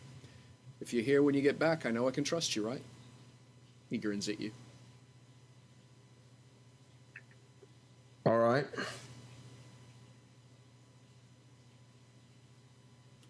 Does he get up and leave? Yeah, he's going to knock back the rest of his tankard, give you a nod, drop a couple of coins on the table to cover his tab, and walk out the door.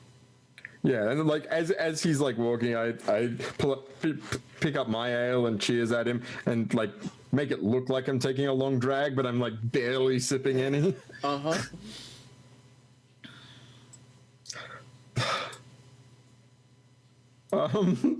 Yeah, as soon as he's out the door, I book it. I'm like running straight back upstairs for the nearest window. Forget that. All right, then.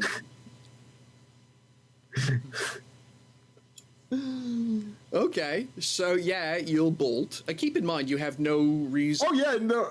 I know I've rolled a lot of bad dice right now. Yeah, but yeah, for lack of a better way of putting it, and Spider is arrogant. He would have no reason to believe that his deception hasn't worked. No, yeah, for sure. All right. But the thing is that once he leaves me alone, I might as well at least try to bolt because absolutely. I was just going to say, and I'm not even going to ask you to roll. Go ahead. You're just gone. Okay. Yeah. Yeah. So yeah, I run up the stairs, out the window, and at a different window than the first one you tried, and you're gone across the rooftops and into the dark, into the glittering darkness of Glitter Delta Cove.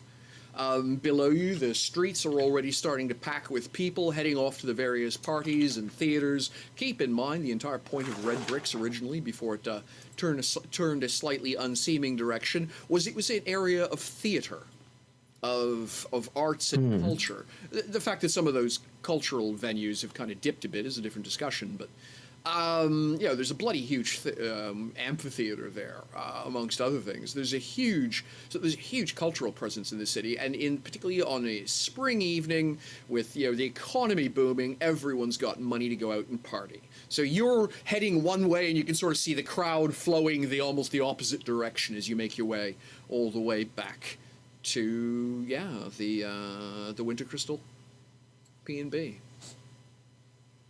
So you're going to make it back unscathed, unopposed. What are you going to do when you arrive? I knock on the window from the outside.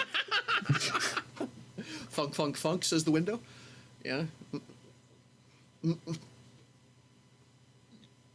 Like, is this as we are still like talking about the I'm just going to say, so keep in mind these two scenes are simultaneous. Yeah. And so you're wrapping up the entire bit about, but I still want to open it. Thump, thump, thump.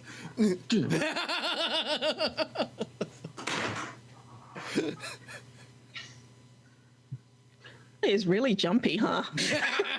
almost dropped the urn. And just see my like head like up. I can't do it on the camera. Upside down, just like knocking. Okay. I'm gonna go over and open the window. Oh, right. Fair enough, yeah. Fuck it, just like parkour in. Welcome back. Yep. Right. I don't think any perception or read body language rolls are required for that expression. You sighed, Jasper. You sighed. What did that mean? Well, Well, you remember how there was no one watching the blue skies? Mm-hmm. Well, now there are. okay, but you weren't seen. I wouldn't say that. Okay, so you were seen, but they didn't catch you. Say that either. Okay, you were Technically, seen, yes. you were caught. What's happening? I did have a short conversation with one of the people chasing after us, and I hold out the wanted poster for them. Take it. Read it over. Property.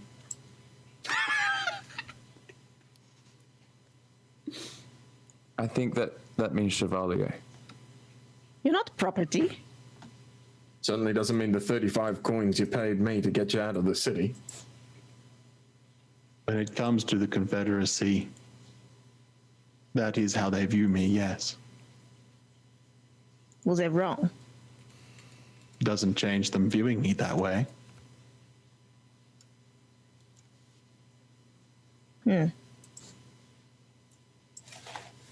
So, do they know where we are? Do we need to leave? No, I mean, I didn't tell them anything. The bloody dolt didn't even... Listen, the bounty hunter who's leading the people after us, he's a dangerous fellow, but not the smartest tool in the shed. Looks at Lucas. You know him. But yeah, he's out of capital. Met him once or twice.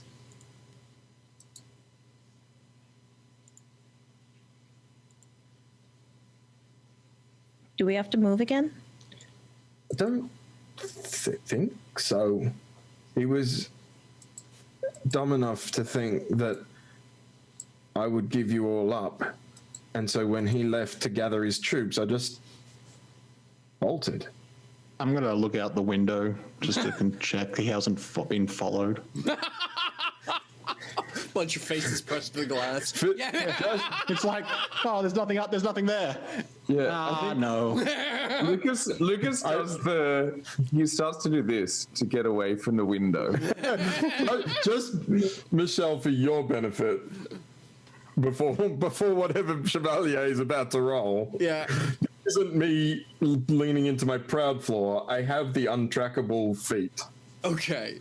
which literally says... Yeah, there's... I mean, I know that, like, I also there's no... rolled badly on some stuff, so we need to work out where the spot is in between. Well, yeah, to me, I'm just going to say, so I think what is reasonable is that both conditions can be true. Spider absolutely confident he couldn't have been followed. But he's also absolutely confident the other bloke fell for it. Yeah, that's true. For sure. That to me, that's perfect. That isn't reflectory and does not require die rolls. There's also a difference between being tracked and being followed. Yes.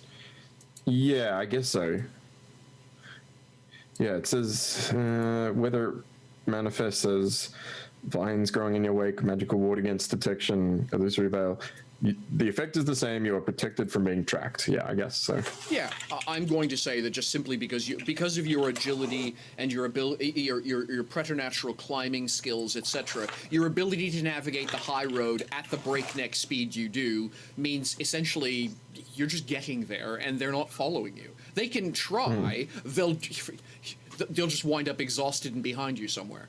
So yes, no, and I think Spider absolutely. Again, I think his arrogance flaw is such that he also knows that about himself. There's no way. Yeah. They're not tracking this ship, sister. You know, I mean. Yeah, well, once I'm out, I'll be fine.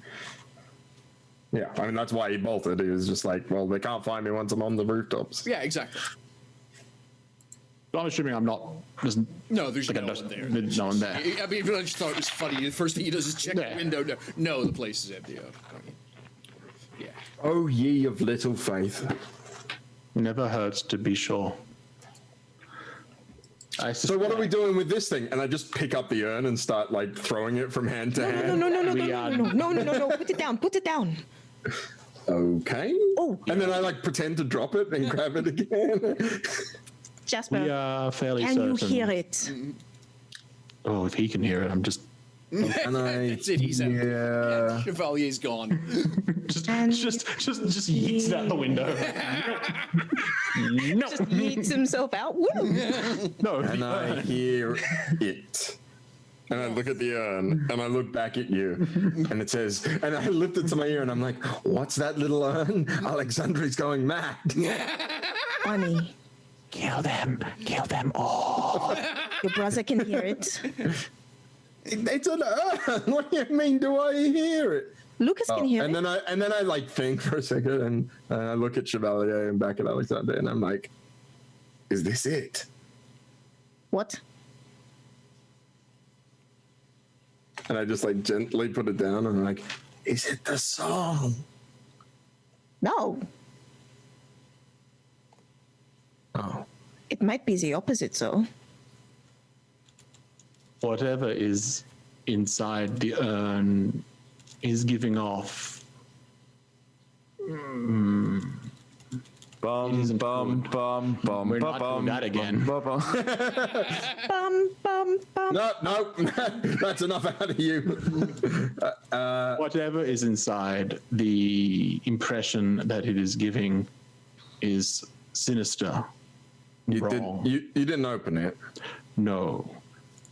We considered You it. can hear but it. Alexandre can hear it, and apparently Lucas can, as you can see, also hear it as well, which, to be honest, was what concerned me enough to consider opening it. But upon closer inspection, the way that urn is sealed suggests someone put a lot of effort into making sure whatever is inside it stays inside it. Okay. And I think we instead should leave it there. I think that sounds reasonable. So we have a meeting with Equidian in a few hours, or at least we should do if the message gets through.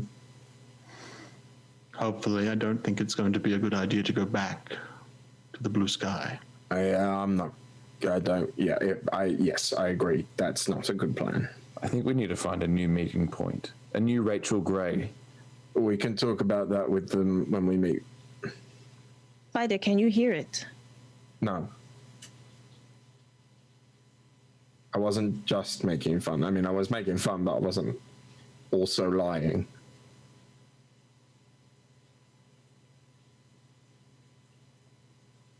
What's the difference between you and Lucas? Well, we're different people.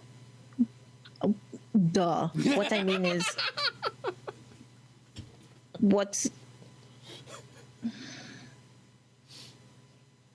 why are you different? Why can you hear it and you can't hear it? I don't know. Why can you hear it? Well, I already hear music. I don't know, maybe I've just got very good hearing. Not the sort of thing you just hear. This is not something that is audible. We are talking about something deeply magical.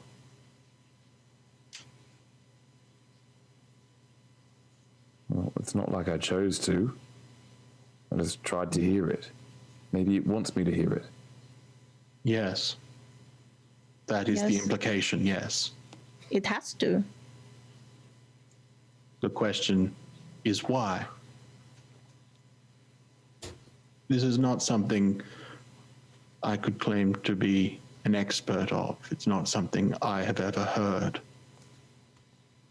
But I have now traveled with two people who were selected by the song.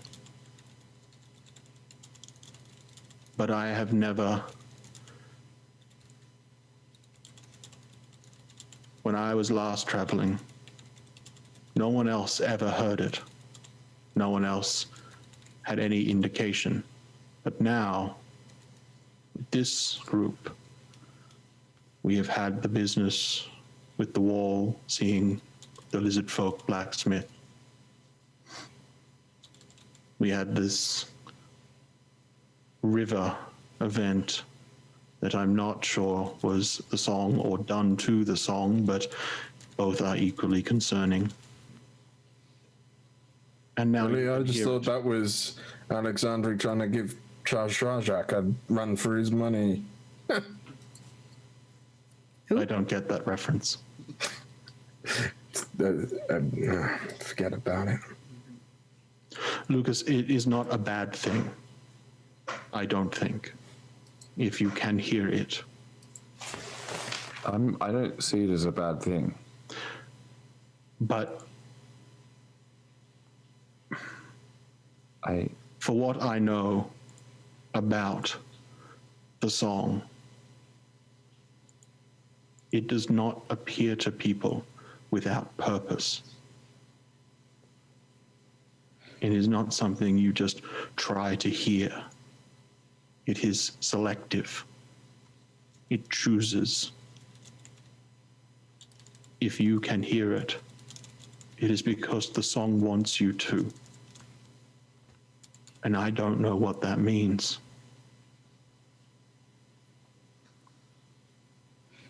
Well, I guess we wait and find out.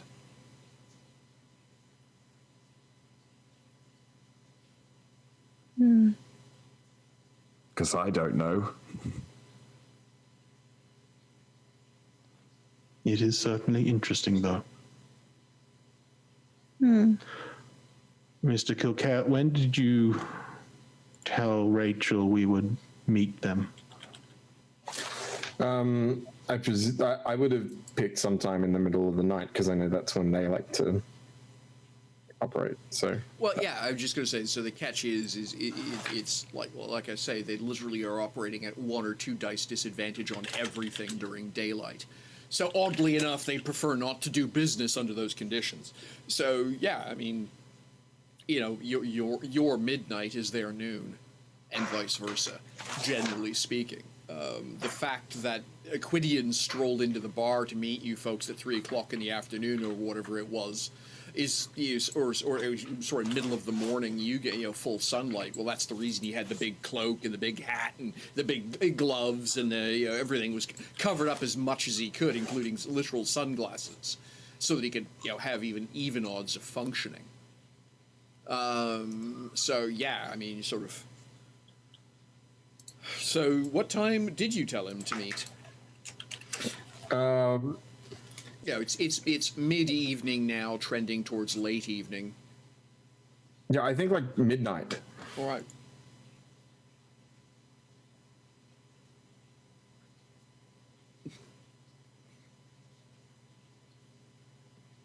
All right. So a couple of hours from now, you've got to be over at the. And where are you meeting? Same place as always, or somewhere different? Yeah, I think so. I would have said the same, like just the usual place is all I would have said. Just gonna say, yeah. I mean, there's something thematic about meeting a bunch of ebon elves with a doom urn in a graveyard, right? Sounds like Clue. You're hoping. The Ebon Elves with the urn in the graveyard. Knives Out, anybody? So yeah. Lanogiianes edition.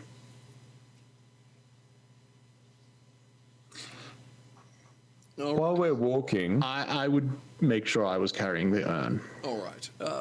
So you guys have got a couple of hours to obviously to spare. What do you just want to time skip to the up to the point where you're supposed to be heading over to the, or do you guys have a scene you want to do collectively? About 20 minutes left, by the way, in play. I don't think there's anything interesting there for me. Just didn't have have some anything. food and then. All right, fair enough. I do want to pull Alexandria aside at some point.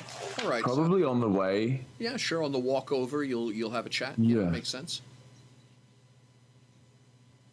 All right. So Alexandria. Yes.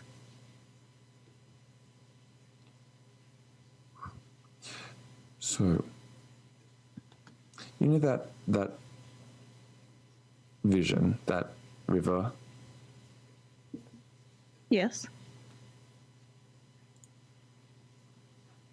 Do you think the song did that?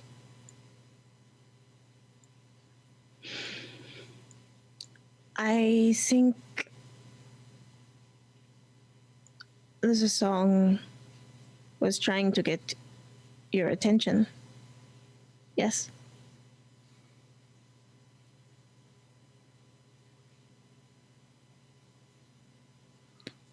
Why me?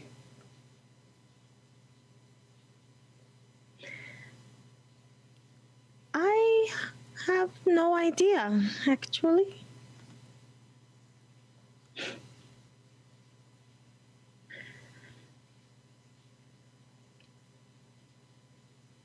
Maybe because you're scared of it?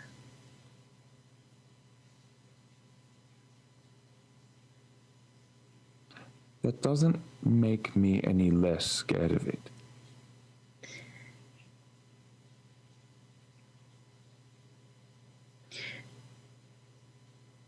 You know what's more scary than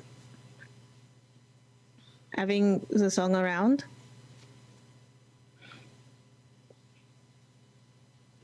When it's suddenly not around.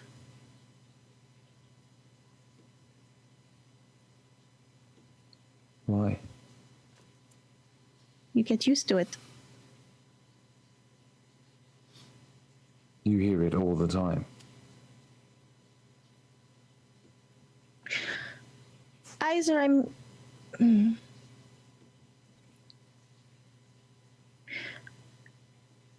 either I'm hearing it or I think I'm hearing it. But when we were in the river, I couldn't hear it at all. I don't think that was for me.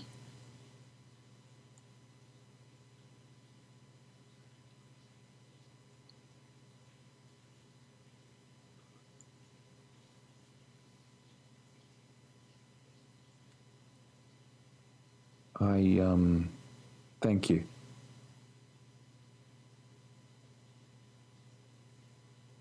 Just, don't you ever have questions about why? Yes. Like, what does it want?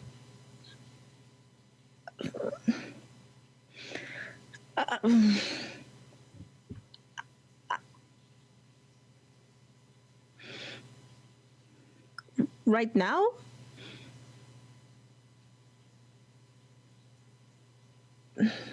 I don't know what it wants right now, but what I do know is it wants me to go that way. And she points in the direction she's told to go. yes. In this particular case, it would be roughly northeast. That's where I'm going.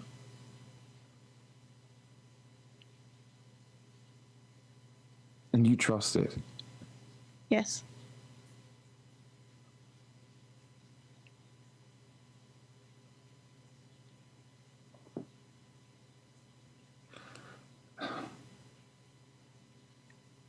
Entirely.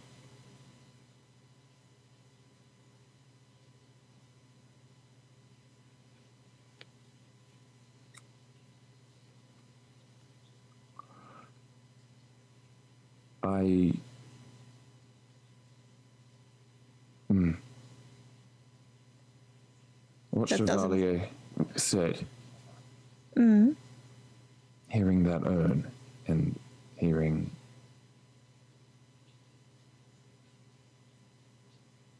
I don't know if I trust it. I don't trust what's in Zirin.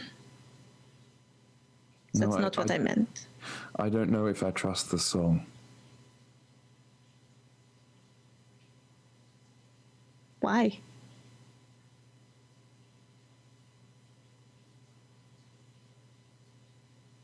That river.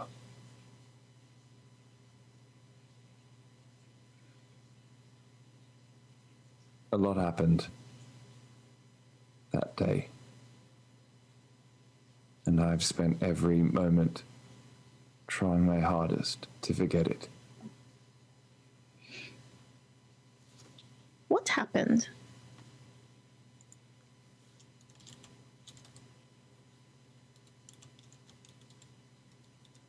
We were caught in a flood.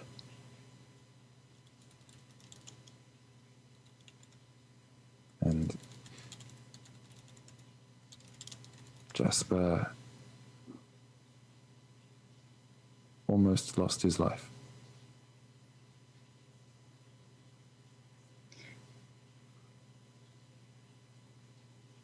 Did it happen that way? Exactly that way? Not quite. I mean, I was a lot younger and I didn't have my... Well, I had a whole leg.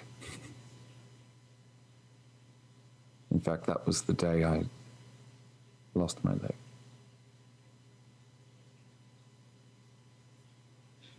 And you survived. And Spider survived.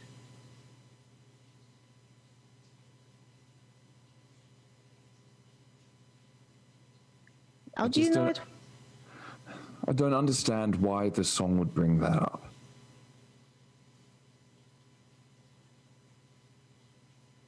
Maybe it was there.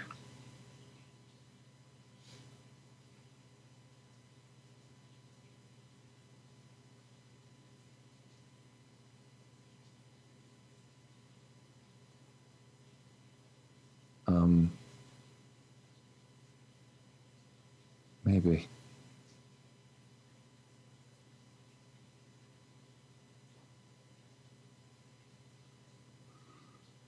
Maybe. So what is Spider and Chevalier chatting about on the stroll over? I don't know if they are, because Spider would be back in costume as Lanogiianes and sticking to the shadows and just like trailing the group. And All right. Ballet is probably like on alert, essentially. Fair enough. So you will arrive at the Lake of Ancestors at the appointed hour, just around midnight. Brilliant. If I remember the calendar correctly, let me double check this. It is the 4th, trending towards the 5th currently. Of Yggdrasil. Reminder that the Fisher celebration starts on the 6th. So you've got a mostly, two mostly visible moons. So there's a ton of moonlight beaming down from the sky. One moon's 3/4 full. Another moon is half. So there's a ton of moonlight beaming down. The weather has been fair all day, so there's only the odd moment where one or both of the moons is covered by cloud. The area around you, of course, is luminous. The fish jump, and there's these sparkles that ripple out on the water. There is this obvious green barrier that glows around the walls everywhere that vegetation has begun to grow around the walls. There's this literal green, I don't want to call it glow, is almost understated. It's almost an effervescence, as though there's the little shimmering dance, almost like fire, like a carpet of fireflies or a curtain of fireflies that engulfs all of these areas that is that's marked as a glow on the map. There's going to be the heron call, by the way, is probably one of the most cantankerous sounds you'll ever get to hear. It is not a songbird. One of them is complaining bitterly about the behavior of its neighbor currently. There'll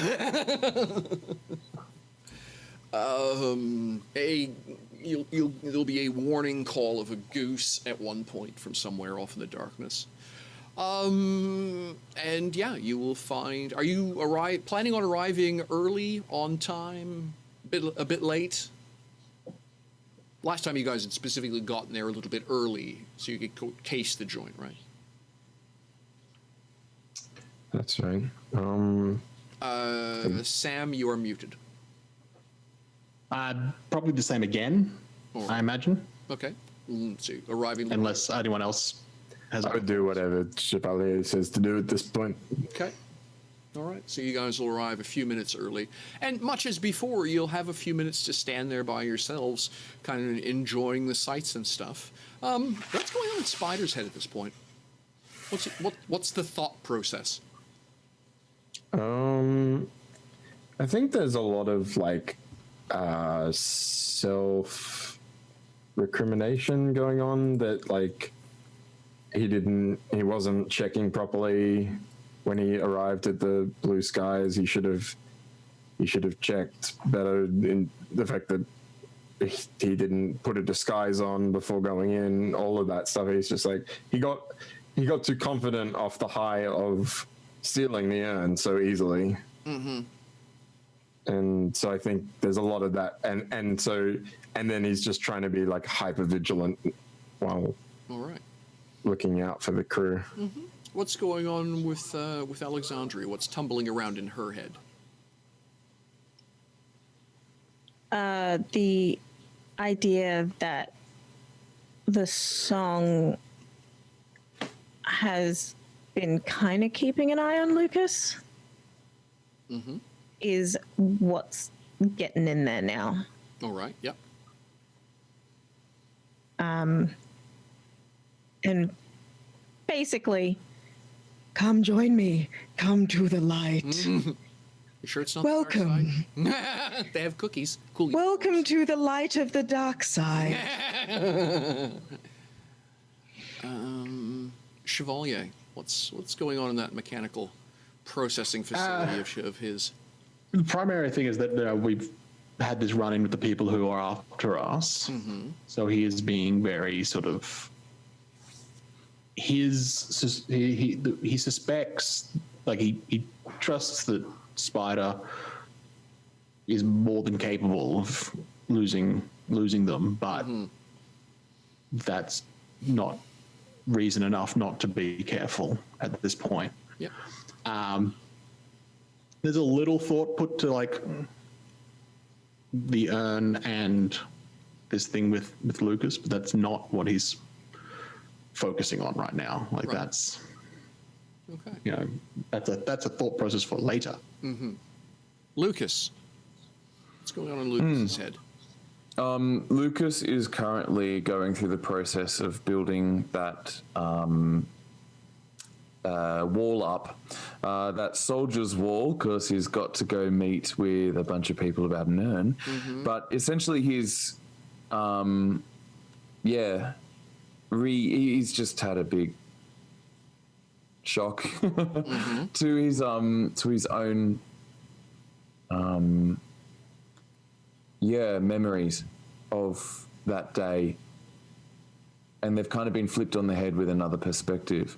And what it's done is, rather than eased his mind, it's made it worse. So it's kind of like seeing things through a different light kind of reveals some new facets.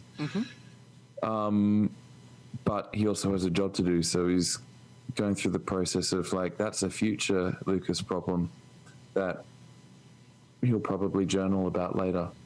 All right. So a few minutes later, a familiar trio of forms, one tall, one not so tall, and one not tall at all, can be seen strolling down the lane from the main gate towards where you are. As always, they're just, for lack of a better way of putting it, it seems to be whatever it is about these three. They've either got incredibly good tailors, or it's just that they have a family trait, flowing cloak +1.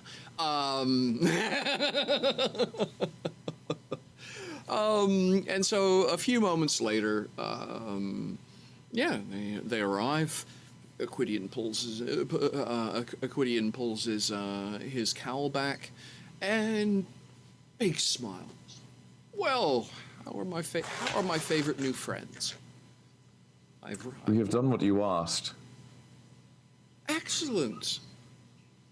And I look to Chevalier. What are you going to do with it? he smiles in the least reassuring way I think Alexandre has ever seen, and says, "Put it somewhere safe."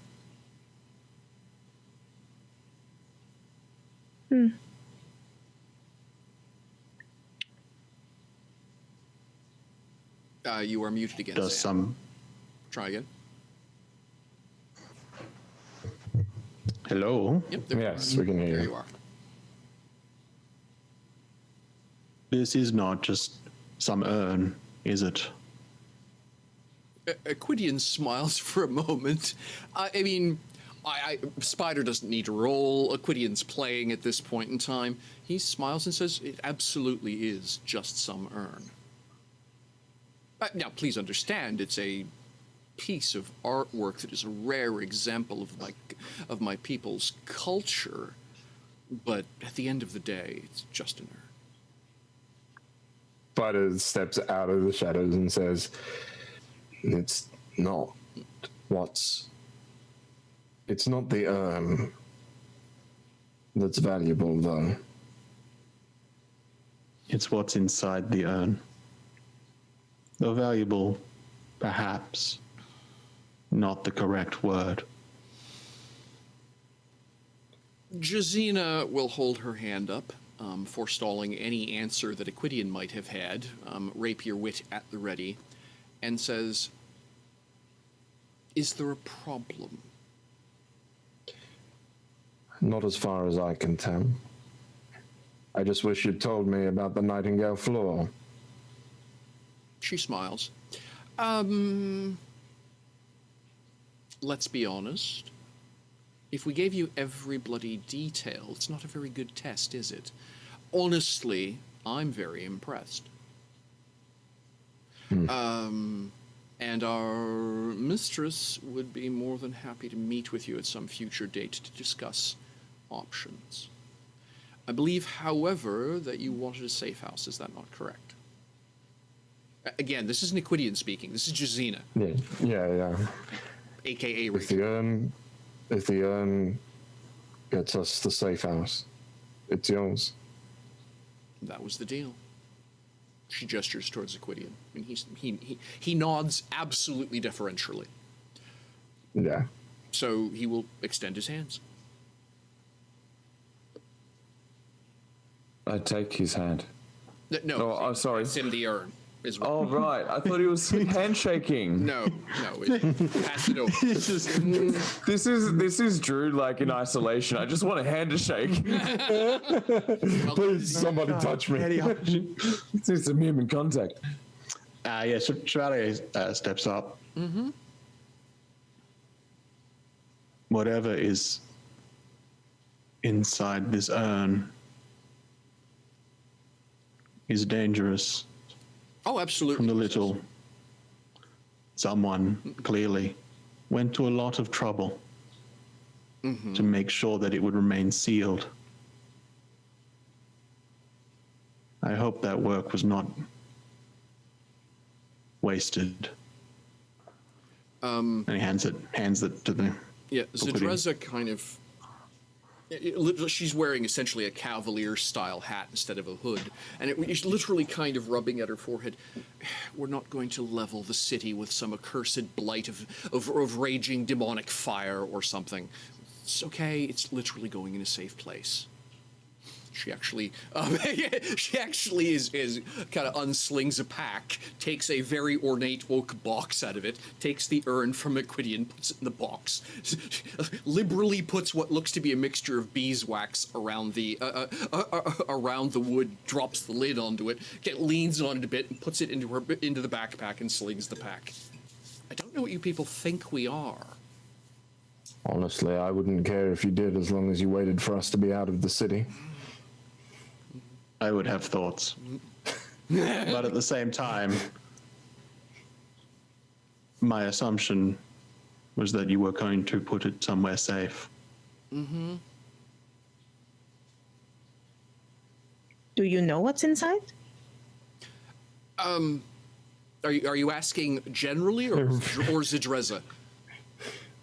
I'm asking generally of the three, because someone's going to tell her. They all look at each other for a moment, and I think Spider is going to notice the slight shake of the head of Jazina. And Equidian says, our mistress does, and that's more than enough for me. I don't need to know all the information, I just need to know what it is I need to do. Kind of like you. A good way of doing business, that. Prevents embarrassing moments, doesn't it? Now, about the safe house, says Equidian. Tomorrow, the easiest way to do this is, unfortunately, to do it at the worst possible time for you. I know it's time. I know you folk don't function very well at 6 o'clock in the morning or 5 o'clock in the morning. It's only going to be about 4 hours. But there is a small skiff at the dock, the Iron Lancet. We will reach into a bag, take out basically it's an embossed piece of wood that's got some, embossed is the wrong term. No, actually it is. It's an embossed piece of leather that has had pieces of exotic and pretty woods inlaid into it. It's a fantastically awkwardly complicated piece of leather work. And then that has been, and then the wood itself has been very carefully worked. Now, Spider will glance at that and say it's practically unforgeable, and then he's immediately going to think of Alexandria's ability to printing press whatever it is she sees. But take that, Iron Lancet, 5 in the morning. Be there or be left behind. They do one run every 2 days. They will recognize that. I had absolute faith in you, my friends, he says. And so I've already informed the captain that he will be expecting four travelers. One of them, kind of side-eyes Chevalier, large and heavy, and you'll be taken. It's about 7 hours upriver. With the spring with the river at flood right now, there's a few shortcuts you can take, but it's still a long ways. You'll be out of the city, comfortably out of the city, and by almost 100 kilometers by tomorrow. By this time tomorrow, and it's a very nice little estate. What's currently an island, of course. You can relax. The liquor cabinet is entirely open. The staff have already been warned that there will be guests of the family, and the mistress has already said word that you are to be treated as family. Cousins, in fact. And your mistress, she will come to meet with us then? If time and tide, as it were, permit, she's a very busy woman. Appearances and all that. Particularly at this time of the year, so much going on in the city. So many little spider webs to play with. Alexandri dips a curtsy and says, "Thank you." Well, we don't need to keep you any Will longer. it be your mistress that, well, the suggestion, as I understood it, was that the urn was a test for something else. Yes. Is that a conversation to have with your mistress? Well, quite frankly, at the point you need to hide for a few days, I don't see much point in discussing future work with you until you're ready to undertake it. I'll probably be out day after tomorrow. We can chat then if there's anything you want to undertake in the meantime. But enjoy the couple days. We look forward to your company. He sweeps a dramatic bow, because it just seems to be that Equidian can't do anything with +1 drama. So yes, Iron Lance at 5 a.m. Don't be late. He will glance over at Zedreza, who will give a bow, rearrange her hat, and walk off into the darkness, with Jazina following her, in fact. Jazina, by the way, Spider can immediately see. Jazina is going off at an angle. If anyone plans on bothering Zedreza, they're going to get blindsided in the worst possible way. And Equidian will turn and stroll off the way he came. Leaving you four standing in the dark in, Barrow Lake. And I think that's an excellent place to wrap the scene for this evening. Or this morning, or this afternoon, as you please. Whenever you listen. Yep. A time zone near you, yes, by definition. So, that's it for today, folks. So for the folks watching currently or on the VOD, the plan is for an on-time start next week, and we're going to try going for 4 hours, not 3. We've I decided... think not next week, Michelle. Not next week. The week after. Week after, all right. Yeah. So next week is a regular schedule. Week after that, we're going to try a 4-hour shot. We're finding these sessions just a smidge thin, and, well, just so much story to tell. So, yeah, alrighty. So we'll see you at the usual time next week. But it's goodbye time for today. Jamie, who are It's you? me. Where do we find you? I'm Jamie Collette. You can find me on Twitter at Muffin Manifesto or on my website, jamie-collette.com. I'm a professional voice actor, and that website has just recently been a little revamped, which is nice. Also, I encourage you to check out facebook.com/streamed Shakespeare, where I will be playing Bassanio in the upcoming Merchant of Venice, which is our first fully rehearsed, fully memorized production performed via Zoom. But yeah, there's numerous shows there that I've either directed or performed in over the last few months. Okay. Sam. Hello, I'm Sam. You can find me on Twitter at @the_realSammyP. Former voice actor. The last thing I did a little while ago was a town called Prodigal on the Penny Peep Show. That do a radio drama style shows. There's a few more out since then as well, and I definitely recommend all of them. You can also find me here on Paddington Prowler on Monday, and just recently started also on Atonium Gate on Wednesday, if I have the time zones correct. Okay. Because those aren't the days that it is for me. But I think it's the days for most other people and what is advertised. Yeah, it sounds right to me. Yeah. All right. Yes. Drew.